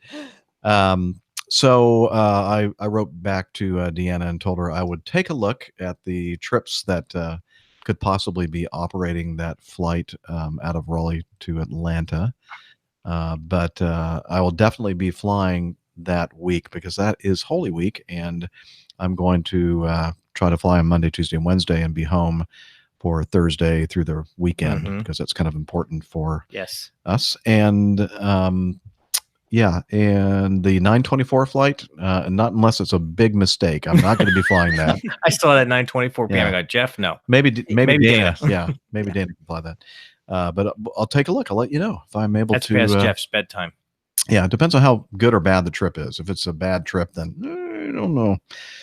But perhaps other people in the Atlanta area can contact you, Deanna, and have an impromptu APG community meetup. So, especially those of you who weren't able to join us at the museum, the flight museum, on what day was that? I don't even know. Yeah, Like 2 weeks ago. a couple weeks ago. Yeah. Sounded like a good time. Yeah. Now, Deanna, she had informed us about her. What do you call that flight? The like a Intro flight. Intro flight. Yeah. And I'm wondering, or did she actually take a real? No, she took a lesson. I think, or she went for her. Yeah, first an intro one. flight's a lesson. Oh, okay. It is. Well, like, it can be. It can be, All depending right. on. So I'm wondering if she has had a chance to take any more flights. She said that she thought it was a good thing because the instructor wasn't running away when they got on the ground. So that spurred a nice discussion. So Deanna, please let us know if you've gone further into your flying career. That'd be kind of cool to know. This is from Shri. That's what he told me to call him at the end here. I'm an airline pilot based out of Singapore. I fly Captain Nick's favorite airplane, the bin liner. And every time I get a chance, I hop over to the US of A to fly my other Boeing. See attached picture. I love your show and the banter, but most of all, I love the best part of the show, the plane tales. And the other best part of the show, the feedback. Must not be with the Rolls-Royce engines. Let's see here. So he has a picture of the there's a bin liner there, and some pictures that they're upside down. I know. That's why I was like turning my head. I was like, what? Yeah, I didn't fix these apparently, but I think the Boeing that he's talking about, that he loves to fly when he's here in the good old US of A, is a Boeing Stearman, which is a beautiful And it's airplane. beautiful. I Mhm. love the paint scheme. Yeah, nice. I'd love to one day fly in one of those. Who's your favorite? Yeah, I think he talks about this. Here, let me go scroll back up. 141B. Yeah, C-14-1B we used to call it. Let's see. Dun, dun, dun. This is a two-part question. Being a complete airplane geek and passionate about aviation, I do a lot of things to introduce people to our wonderful world. One of those things I do is talk about my job to school kids in Bombay. On occasion, I happen to speak at underprivileged schools. Now, when I say underprivileged, I'm talking seriously underprivileged. For example, their household income might be in the region of 200 to 250 US dollars a month. The strange thing is, though, that these kids seem to be genuinely interested in what I have to say, and they often make for the best audience. However, I have a personal dilemma. Knowing how financially intensive learning to fly is, I sometimes wonder if I am showing them dreams that they can't achieve. I was lucky enough to get into the cadet pilot program, so I didn't have to spend a buck to get my flying certificates. But opportunities like this are hard to come by in India. In fact, the only real option would be the armed forces, and even those aren't easy to get into. My question is, should I be daring them to dream, knowing fully well that their chances are slim? Am I actually doing a disservice to them by showing them this wonderful world? I feel this every time I conduct a talk session, and I would really like your take on it. I do have plans for setting up some sort of scholarship in the future where at least some of these kids could get a chance. So should I hold off the sessions until then? Also, do you have any tips on how to talk to kids about aviation? Okay, that's question one, which is a great question. Yeah, And it is. what do you think, Jeff? I see you in my peripheral vision. I see you shaking your head. I had the perfect example. Dr. Ben Carson. He's a very famous, he's working for the government right now. His story is he grew up in the slums of Detroit, literally in poverty, just like those kids are living.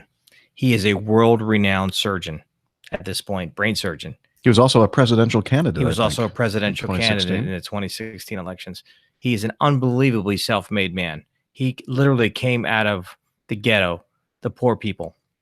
His mother had basically a second-grade education, and every night she would grade their homework, even though half of it she couldn't even read. She made them do book reports every weekend, sent them to the library to do book reports, and she would grade those. And she had look at what he has achieved. He's a self-made man. He came out of the gutter. Those kids have that opportunity even there. Yes. And encourage them to be all they can be. And that may sound lame, but some of them may get there, some of them may not. But all you can do is, just have them be what the best that they can be. Study hard, and you can always get there somehow. It's not an easy road to hoe, but they can get there. With encouragement, anybody can do anything. And you even said, Shri, in your email here, that you were lucky enough to get into a cadet pilot program, so you didn't have to spend a buck to get your flying certificates. But yes, maybe the opportunities like this are slim, hard to come by, but you did it. Why would you want not to have somebody else share that same dream and do the same thing? And I don't know. I don't think you should. It's easy for me to say, don't be concerned about it. Obviously, you have concern. People who have hearts are concerned about people that don't have as much as we. But it looks like you have a plan to do something about that, and I don't think that you should wait until you have a scholarship program set up to start talking to people and instill into them this, or inspire them to actually try to achieve this dream. My take on this is that by not engaging them and giving them a dream to aim at, you're doing them a dreadful disservice, because you're more or less committing them to continue in a life of poverty, which will go into the next generation. Now, I think you're doing exactly the right thing. You encourage them as best you can, even if you're unable to do this fantastic dream of setting up a scholarship. You just tell them that they are as good as anybody else. And I have absolutely no doubt some of them will believe you and some of them may even get there. But by not doing it, you are doing the opposite. You're driving them to stay in a situation of poverty, all of them, without any thoughts and dreams of improving themselves. Yeah, just a life of despair. I agree 100% with everything that was just said. All right. Very good. Well, that was an easy one to answer. Yeah. Yeah. Don't stop what you're doing, Shri. He says, question number 2, what do you guys talk about in your CRM sessions at your airline? How long is the course? And do you do it along with any other people in the airline, like cabin crew, engineers, or is it just for the pilots alone? Anything that you remember in particular that you learned from your CRM course? Just wanted to know how Acme compared to Acme Red on this. So I'll tell you, Shri, Acme was one of the pioneers in introducing a CRM program many years ago. And it was really, really awesome. We would get together as part of our recurrent training for, I think, at least one full day, maybe 2, but at least one full day of meeting with flight attendants. And it was a great experience because there are so many assumptions that each group makes about the other and about what's happening on the other side of the cockpit door. And we, of course, make assumptions as to what is happening in the cabin. And we really learn a lot by being together, talking about various situations, and even going into like in simulated cabin trainers where they have like smoke coming in and in the situation, how you're going to handle the situation. Jeff, you're the captain on this one. What kind of PA are you going to make? What kind of communications are you going to have with your cabin crew, et cetera? And it was, to me, very eye-opening, and it was great to have that communication. It really went a long way toward improving relations between the cabin crew and the pilot crew, and I think also to increase or enhance safety as well because of it. Unfortunately, over time, they started scaling back on that because I guess it was, training is an expensive thing for big airlines. And over the last several years, we have like a little segment or a little component of our recurrent training where we see some slides thrown up and we talk about CRM concepts and threat, error, time management, all these things, and kind of to review what we learned, many, many years ago when we were actually having these CRM courses together with the flight attendants. But it seems like they have shifted their emphasis on CRM at Acme over the past few years. And I understand it's expensive to do what they did many years ago, but I really do wish that they could go back to that because I think that we could all benefit from, being with the other working groups to see what they're doing, what their job entails, and just a better understanding, I think, is something that really enhances safety. How about that? We had the same thing where we had, when I was a new hire, which was almost 20 years ago, we had a lot of CRM training where it was, no kidding, classroom academics and CRM.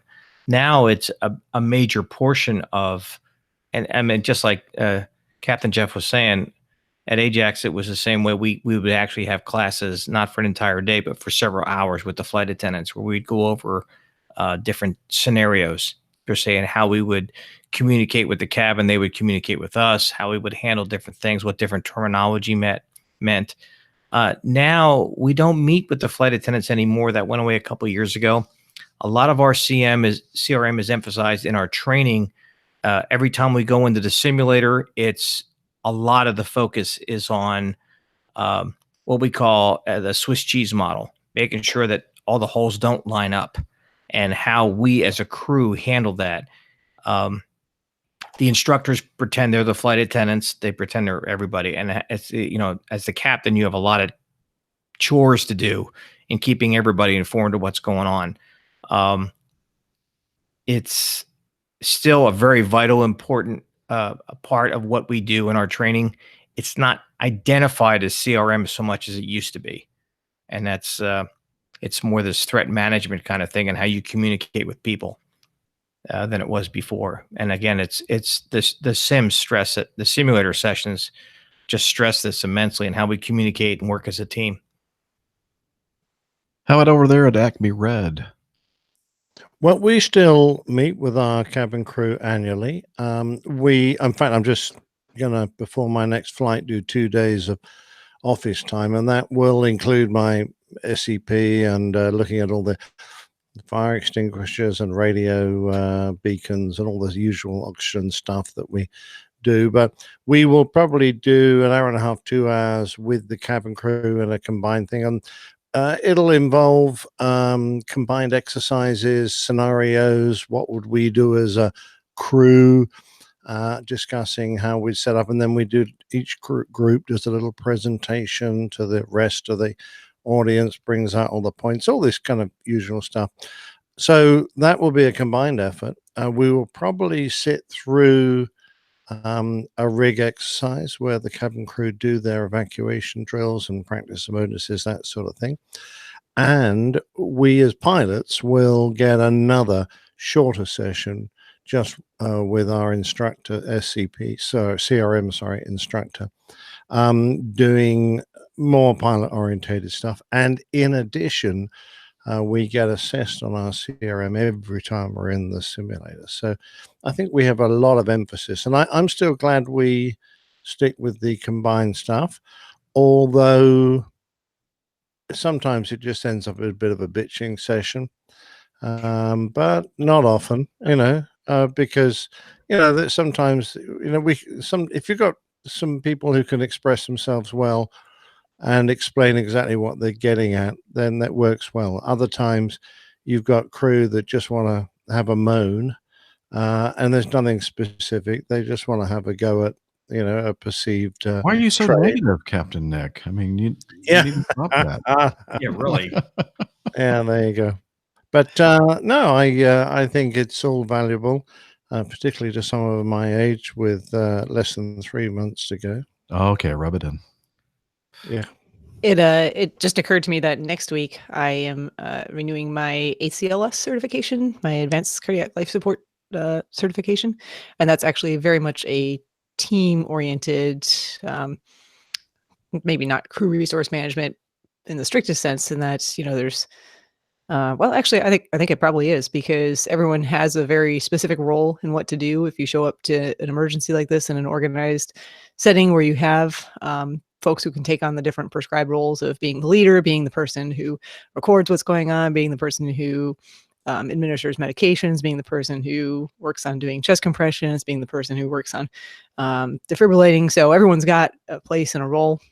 And the idea is that it works very well, but there's also room for everyone to think about the process and know what's going on, so that if someone's caught up in their moment and the job that they're doing, someone else can say, hey, did you think about this? And have it be not a criticism, but just let's all make sure we're doing what we're supposed to be doing for the benefit of the patient. So yeah, it's helpful not only to know what you are supposed to do, but also what everybody else in your team is supposed to be doing. And everyone's supposed to know all of that. And everyone takes turns during the training, rotating through all of those roles, even though that's not exactly what happens in a real life situation. But I'm curious to see, it's been a few years since I've actually done this training. So I'm curious to see how they've changed it. If it's gone more to computer-based training, which is what has happened with the basic life support stuff as well, and less actual hands-on role-playing practice. I hope not, because it really cements it in your brain when you have to stand there and role-play all the different roles and know exactly what's going on. Sadly, that's the reality for at least at the U.S. major legacy carriers, that it's all focused on computer-based training and just a very, very brief period of time that you have to knock out all the things that you're required to go through. And unfortunately, I mean, I love the company I fly for, but I just wish that we had the resources and the time to put into Yeah, I spending agree. that half a day at least with real people and talking about these situations together. I think it would go a long way to enhance And safety. Steph, you have a real life experience to share when you go to this training. Oh, yeah. That in-flight medical you had, where you had the emergency room doctor who basically took charge, which Yep. was the perfect way to do that. Yep.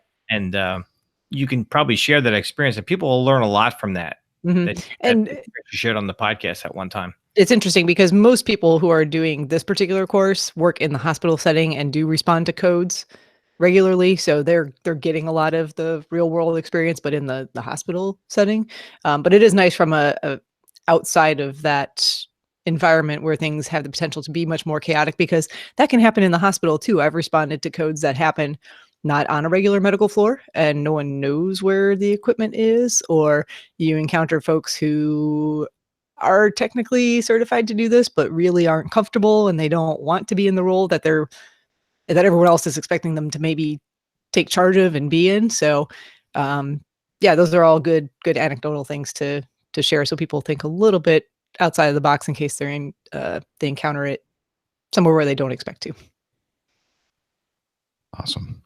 Well, thanks for your input, Steph. Let's see. Shri ends by saying, P.S. postscript. I recently made captain in my airline. Your show. Well, congratulations, by the way, Shriland. Yeah, good job. Yeah, your show with all your different perspectives played a real part in shaping my career. I only listen to the 50% that you get right. Nice. Done. You got the contact him. filter on. How does he Well figure that out? Yeah, how does he know? He's smarter than we are. That's what it is. Apparently so. There's a filter button. Haven't you found it yet? No, that's true. And as a small thank you, I've made a small donation to the coffee fund. Yes, thank you very much. We appreciate that. Cheers. And then postscript. On a recent visit to the Pima Air Museum, I took a picture for you.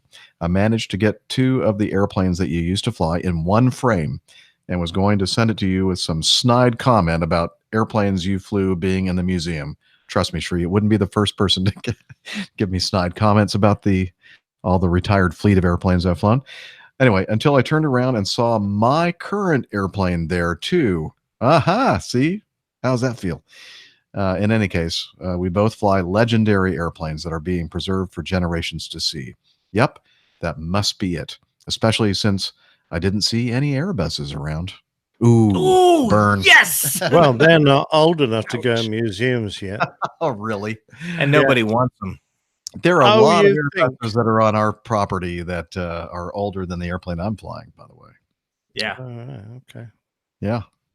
They made him into beer cans is what it was. Okay, that's Luggage enough. tags. Of Luggage tags. Airbus. What'd you say, Steph? They made them into luggage tags. Luggage tags. That's It's even better.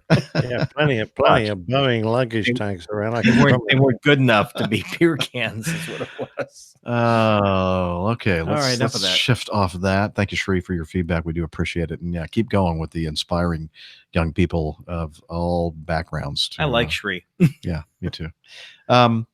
So, we were talking about Deanna's feedback, and I don't know how somebody must have sent out the bat signal or something, but she jumped into the chat room and says, "I'm here." And she says, I was desperately trying to get my laptop to turn on so I could respond. Yes, I flew again and did better the second time. Yay. Figured out how to taxi in a straight line. Well, not having too many drinks would help. Yeah, that's true. It does take some time to figure straight out. line.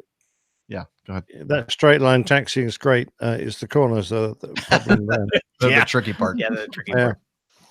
And then she said that she is going back out again on Saturday. That's awesome. Well done, Deanna. Good Well job. done, Deanna. And she said that if there was a scholarship for student pilots, I would donate. Student loans suck. It took her 18 years to pay off her vet school loans. Oh, jeez. Yeah, but she said at least it got me a veterinary degree, so that's good. And vet school's not cheap. No, Mm-mm. it's very difficult to get into as well. Mm-hmm. All right, very good. Thank you, Deanna, for being there with us in the chat room. And let's see, do we have time to do any more feedback? I think I saw a note from Liz that said we had just under 20 minutes left. So, Oh, really? yeah. Yeah, I reckon we've got at least a quarter of an hour. Okay. At most. Well, Captain Nick, do you know how international border air crossings work? Yeah. This is from Steve. He says, "Hi, APG, love your show. And thank you so much for the detailed and thoughtful feedback to the question about using offline maps and GPS in the cabin. My next curiosity is about what happens behind the scenes when passenger aircraft cross international borders, especially the U.S. airspace border. The image I always get from Hollywood is that the U.S. Air Force is tracking planes on radar, and when an aircraft gets too close to the U.S. airspace, the radar operators alert their commander, who then scrambles jets to meet that rogue aircraft in the sky before it reaches the U.S. coast." Oh, he's not talking about like scheduled airline flights, I guess. No. Okay. In reality, thousands of aircraft legitimately cross into U.S. airspace. So I'm wondering what goes on behind the scenes from the pilot's perspective to ensure that the U.S. Air Force knows the passenger jet you're flying does, in fact, have permission to cross into U.S. airspace. Where's dispatcher Mike? Yeah, he is the guy. You should be listening to the Flying in Life podcast. It's Having been that rogue airplane when I was in the military, yeah, it's interesting.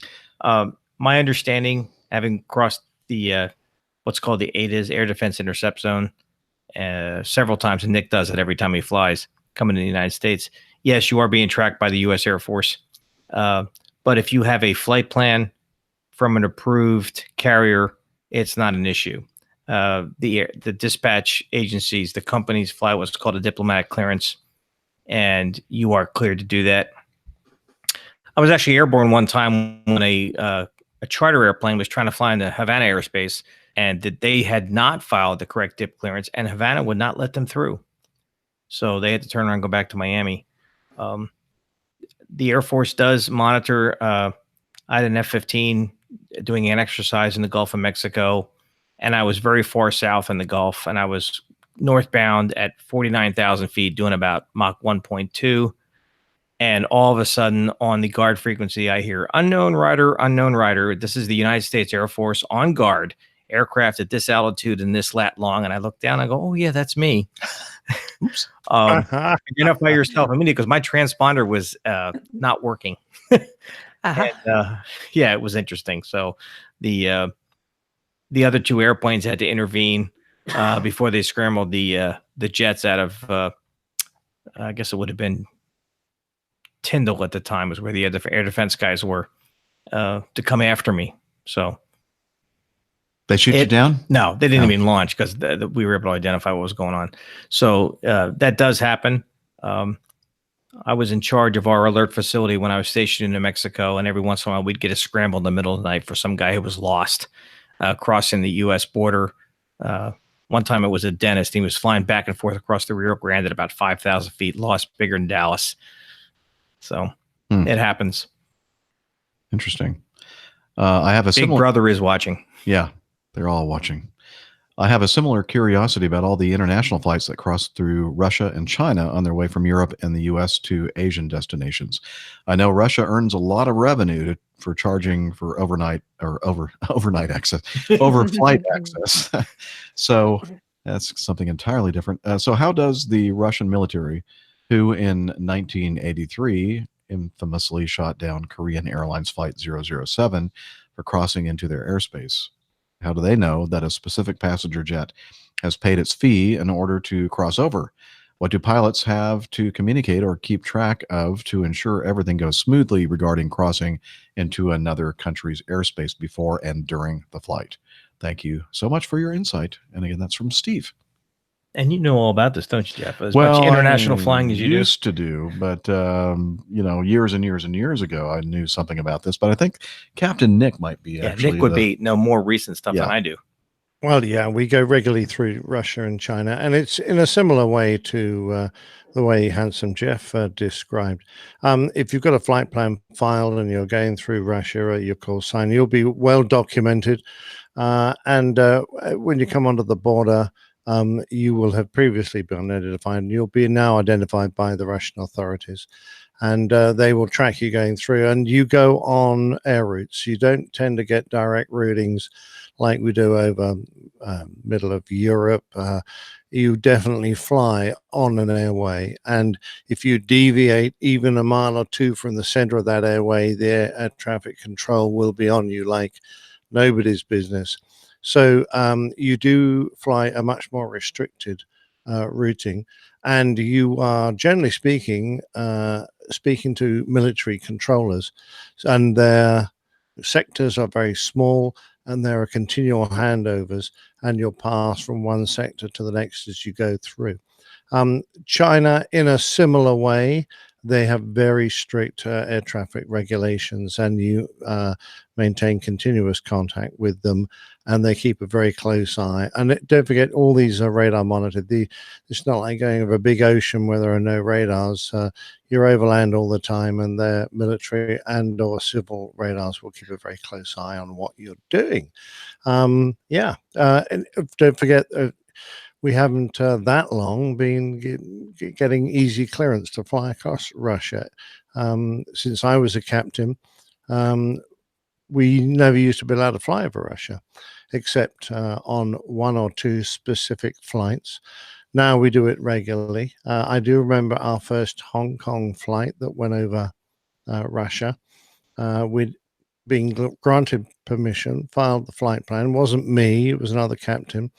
And he got as far as Moscow, and the word obviously hadn't got through to the air traffic controllers that we had the clearances, the diplomatic and government level clearances to go through. So they scrambled fighters to him and who escorted him to Moscow and made him land there. And then they demanded payment for fuel and other things, landing fees, etc., in cash, which they didn't have, wouldn't accept any credit cards. So the captain had to do a whip round from the passengers to get enough cash for them to fly back to London. They wouldn't let them continue with their journey.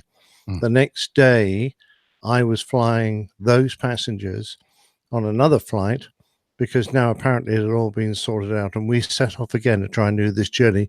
And this time it worked seamlessly, because I suspect the message in the forked stick had finally got through to the people on the ground that yes, it's okay for this particular Acme Red flight to go through. But yeah, things do happen sometimes. However, I would mention that 172 once landed in Red Square, and the Russians didn't manage to find that or shoot it down. So Welcome to Russia. Yeah, that was a German chap who decided to fly as 172 Red Square, and he made it successfully. So nothing is impossible. Oh, and don't forget, I think it was the Israelis that managed to bomb somewhere in the Middle East by hiding their fighters under the wing of a cargo aircraft, disguising themselves under the same radar blip, and with that pilot unwittingly using his flight plan and transponder code to hide these aircraft. And as they approached the airport, they accelerated ahead and bombed the devil out of it. What he landed on, I'm not sure, because by the time he got there wasn't much left of it. Oh boy. Didn't they like bomb some nuclear facilities or something? That was in Syria. No, but this was oh yeah, they bombed an Iranian one 2 years ago. Yeah, it was Iran, I think, wasn't it? Yeah. It's interesting, American Airlines had when they first got their 787s, they had one takeoff out of Beijing, and because of the strict radar control by the military there, they got forced to fly through a hailstorm, and it just about totaled the airplane. Oh, good Lord. And we had one that happened to. It was very interesting because it was the first time one of the 787s had any structural damage. The radome, the leading edge of the wings, and it being all composite material, I was wondering how they were going to fix it. So this American jet ended up being the guinea pig? Yeah, the guinea pig, and setting the standard on how to fix the composite material on the aircraft. Were they able to repair it? Oh, yeah. The airplane was back online about 3 or 4 months later. Oh. And going in and out of India to this day, you need to get an air defense identification zone number, because they have very strict regulations going in and out of military. Out of India with regards the military control of the airspace. And if you don't have that number, you aren't getting out of India. So yeah, it still happens. Wow, it's fascinating stuff. A lot of behind the scenes work, Steve, and paperwork and diplomatic clearances and all that kind of stuff. 3 hours. Yeah, we're at the end of our show, sadly. And Bye. Thanks for coming. oh, wait a minute. We have a little bit more to talk about before we do that. Oh, okay. Captain Nick, I know you're eager to leave. But, He wants to go to bed. kind of getting late. But we have some feedback that we didn't get to on this week's episode, so we'll try to get to it next time. Alan has a question about fear of flying. Brian sent us some audio feedback, Cosley as well. Ruben, John, Cameron, and Ham Radio Jim with some interesting information about a special starfighter, the NF-104. And we're going to talk about all of that and more on our next show, hopefully. And if you want to learn more about the show, head over to airlinepilotguy.com. And we have apps for your iOS device and your Android platforms. And look for them in the associated app stores. It's free, ad-free, great way to keep in touch with the podcast and the community. And even better way to keep up with the APG community is to follow us on social media. Yes, please do. Hey, by the way, did you guys impersonate my voice for the social media last week too? No. So? Okay. No, I don't think they did it. I don't think it hurt. It hurt too much the first time. Yeah, I don't remember doing it last week. They didn't. Okay. Anyway, social media. You can follow us on Twitter. Use the handle @APG Crew. Find all of our individual information pinned to the top of that page in a tweet. And you can also head over to facebook.com/airline pilot guy. Lots of good community interaction there and folks sharing information regarding news stories, interesting aviation. What's the word I'm looking for? It's late for me too, Nick. I need to go to bed. Stuff, interesting aviation stuff, and potentially some meetup information. And for more information about that type of stuff, you Should I let him out now? Yeah. Hello. Get out. Come on out. Come on out. Hello. Here we go. Make room for him. APG listeners, please join us on our Slack team. Slack is a communication, coordination, and sharing platform that works on your mobile, laptop, or browser. On Slack, we share ideas and news. We suggest episode and Plain Tales topics. We plan events and meetups. To get into the Slack team, please email me at slack@airlinepilotguy.com. That's SLACK, Sierra Lima Alpha Charlie Kilo @airlinepilotguy.com. Or send me a tweet with your preferred email address to @Hillel, and I'll send you an invitation. That's Hillel, spelled HI11E1, Hotel India 11 Echo 1. And see you in Slack. Thank you, Hillel. And as you said, join the team. It's a great place to hang out and find out information about our APG community events. And and again, happy birthday to our producer. She does such a fine job in helping. Happy birthday, Liz. Happy birthday, Liz. Yep. And until next time, wishing you clear skies, unlimited visibility, and tailwinds. Talons, Douglas. Happy birthday to you. Happy birthday, happy birthday, happy birthday to you. Liz just can't. It even sounds British. It does. It sounds like Liz, actually. I think his theory is always singing to herself. She's in Anyway. the hangout. Bye, everybody. Cheers, y'all. Good night, all. I'll fix it. I was like, what is so rudely interrupting my turn to talk here? Oh wait. I think, what? Where's that coming from? Well, I knew Again, right away. Yeah. Well, mine Skyped like briefly there, so it took a second. Oh, and I you was didn't like, hear it. "What?" You didn't hear the first time that he did The that. first when time you he were did still- it. No, I Jeff did. Barrett I did. I happy heard it. Birthday, and it was I like heard all of a sudden this other voice joins in key, and it's like, whoa, wait a minute, we're looking at each other like, let's get in here. Oh man. Yeah. Great. And many more, Liz. And many Absolutely. more. And Liz thinks it's creepy that Jeff's singing to himself, and it wasn't Jeff. All right, I'm going to stop the recorder. Boom. Yeah. Great. And I don't know if you were able to record anything, Steph, but I don't think we need to. I did not. say. I tried to, but then Audio Hijack kept quitting. So I'll have to figure out what's going on with that. Between probably go in there and update it. Probably.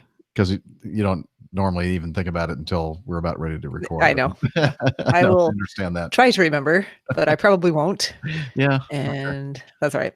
Hopefully Yeah, next time I won't be like an hour late and I'll have time to troubleshoot it before we. Yeah. Well, some people have real jobs. Yeah. I know. We understand. We understand, Steph. Yeah. I've seen your traffic. Oh yeah, it's not. Sometimes you hit it the wrong time, and it can just be. And it doesn't last for very long. Is the thing. Like it's not a horrible rush hour like in some cities. It's just you leave at the exact wrong moment when everyone else does, and that's it. And you add in a couple of accidents in there, and forget it. It's going to take an hour and a half, and it should never take that long. It's not normal. But How many miles is it? 25. Yeah, hour and a half. That's pretty miserable. Yeah. Yeah. Yeah. No, I can do it in the morning in 25 minutes. So it's cool. Yeah. It was stop and go the entire way. So yeah, mostly stopped. At least I hope that we were able to entertain you while you were Yes, driving. very much so. Thank you. All right. Well, glad to have you back in the country, and Great job in Tokyo. Yeah, Thank very you. nice. Yes, Congratulations. I'm very, yeah, very fabulous pleased. run. Great performance. All right. Well, thanks everybody in the chat room for hanging out with us today, and we'll Yeah, come up good with chat room today, wasn't it? It was. Well populated. Brilliant. Oh, That's me. time to go. Is that the wake up call? Yeah. Okay. Oh, I got wow. time. Okay. Oh, you need to catch a train. I got plenty of time. There's Okay. lots of trains. All right, we got to go. He's got to catch a train. No, I don't. I got that's set way early. Well, you're underestimating how long we can continue to sit here. Oh, I and know. run our mouths for. Okay. I got all night. I got several more trains to pitch. All right.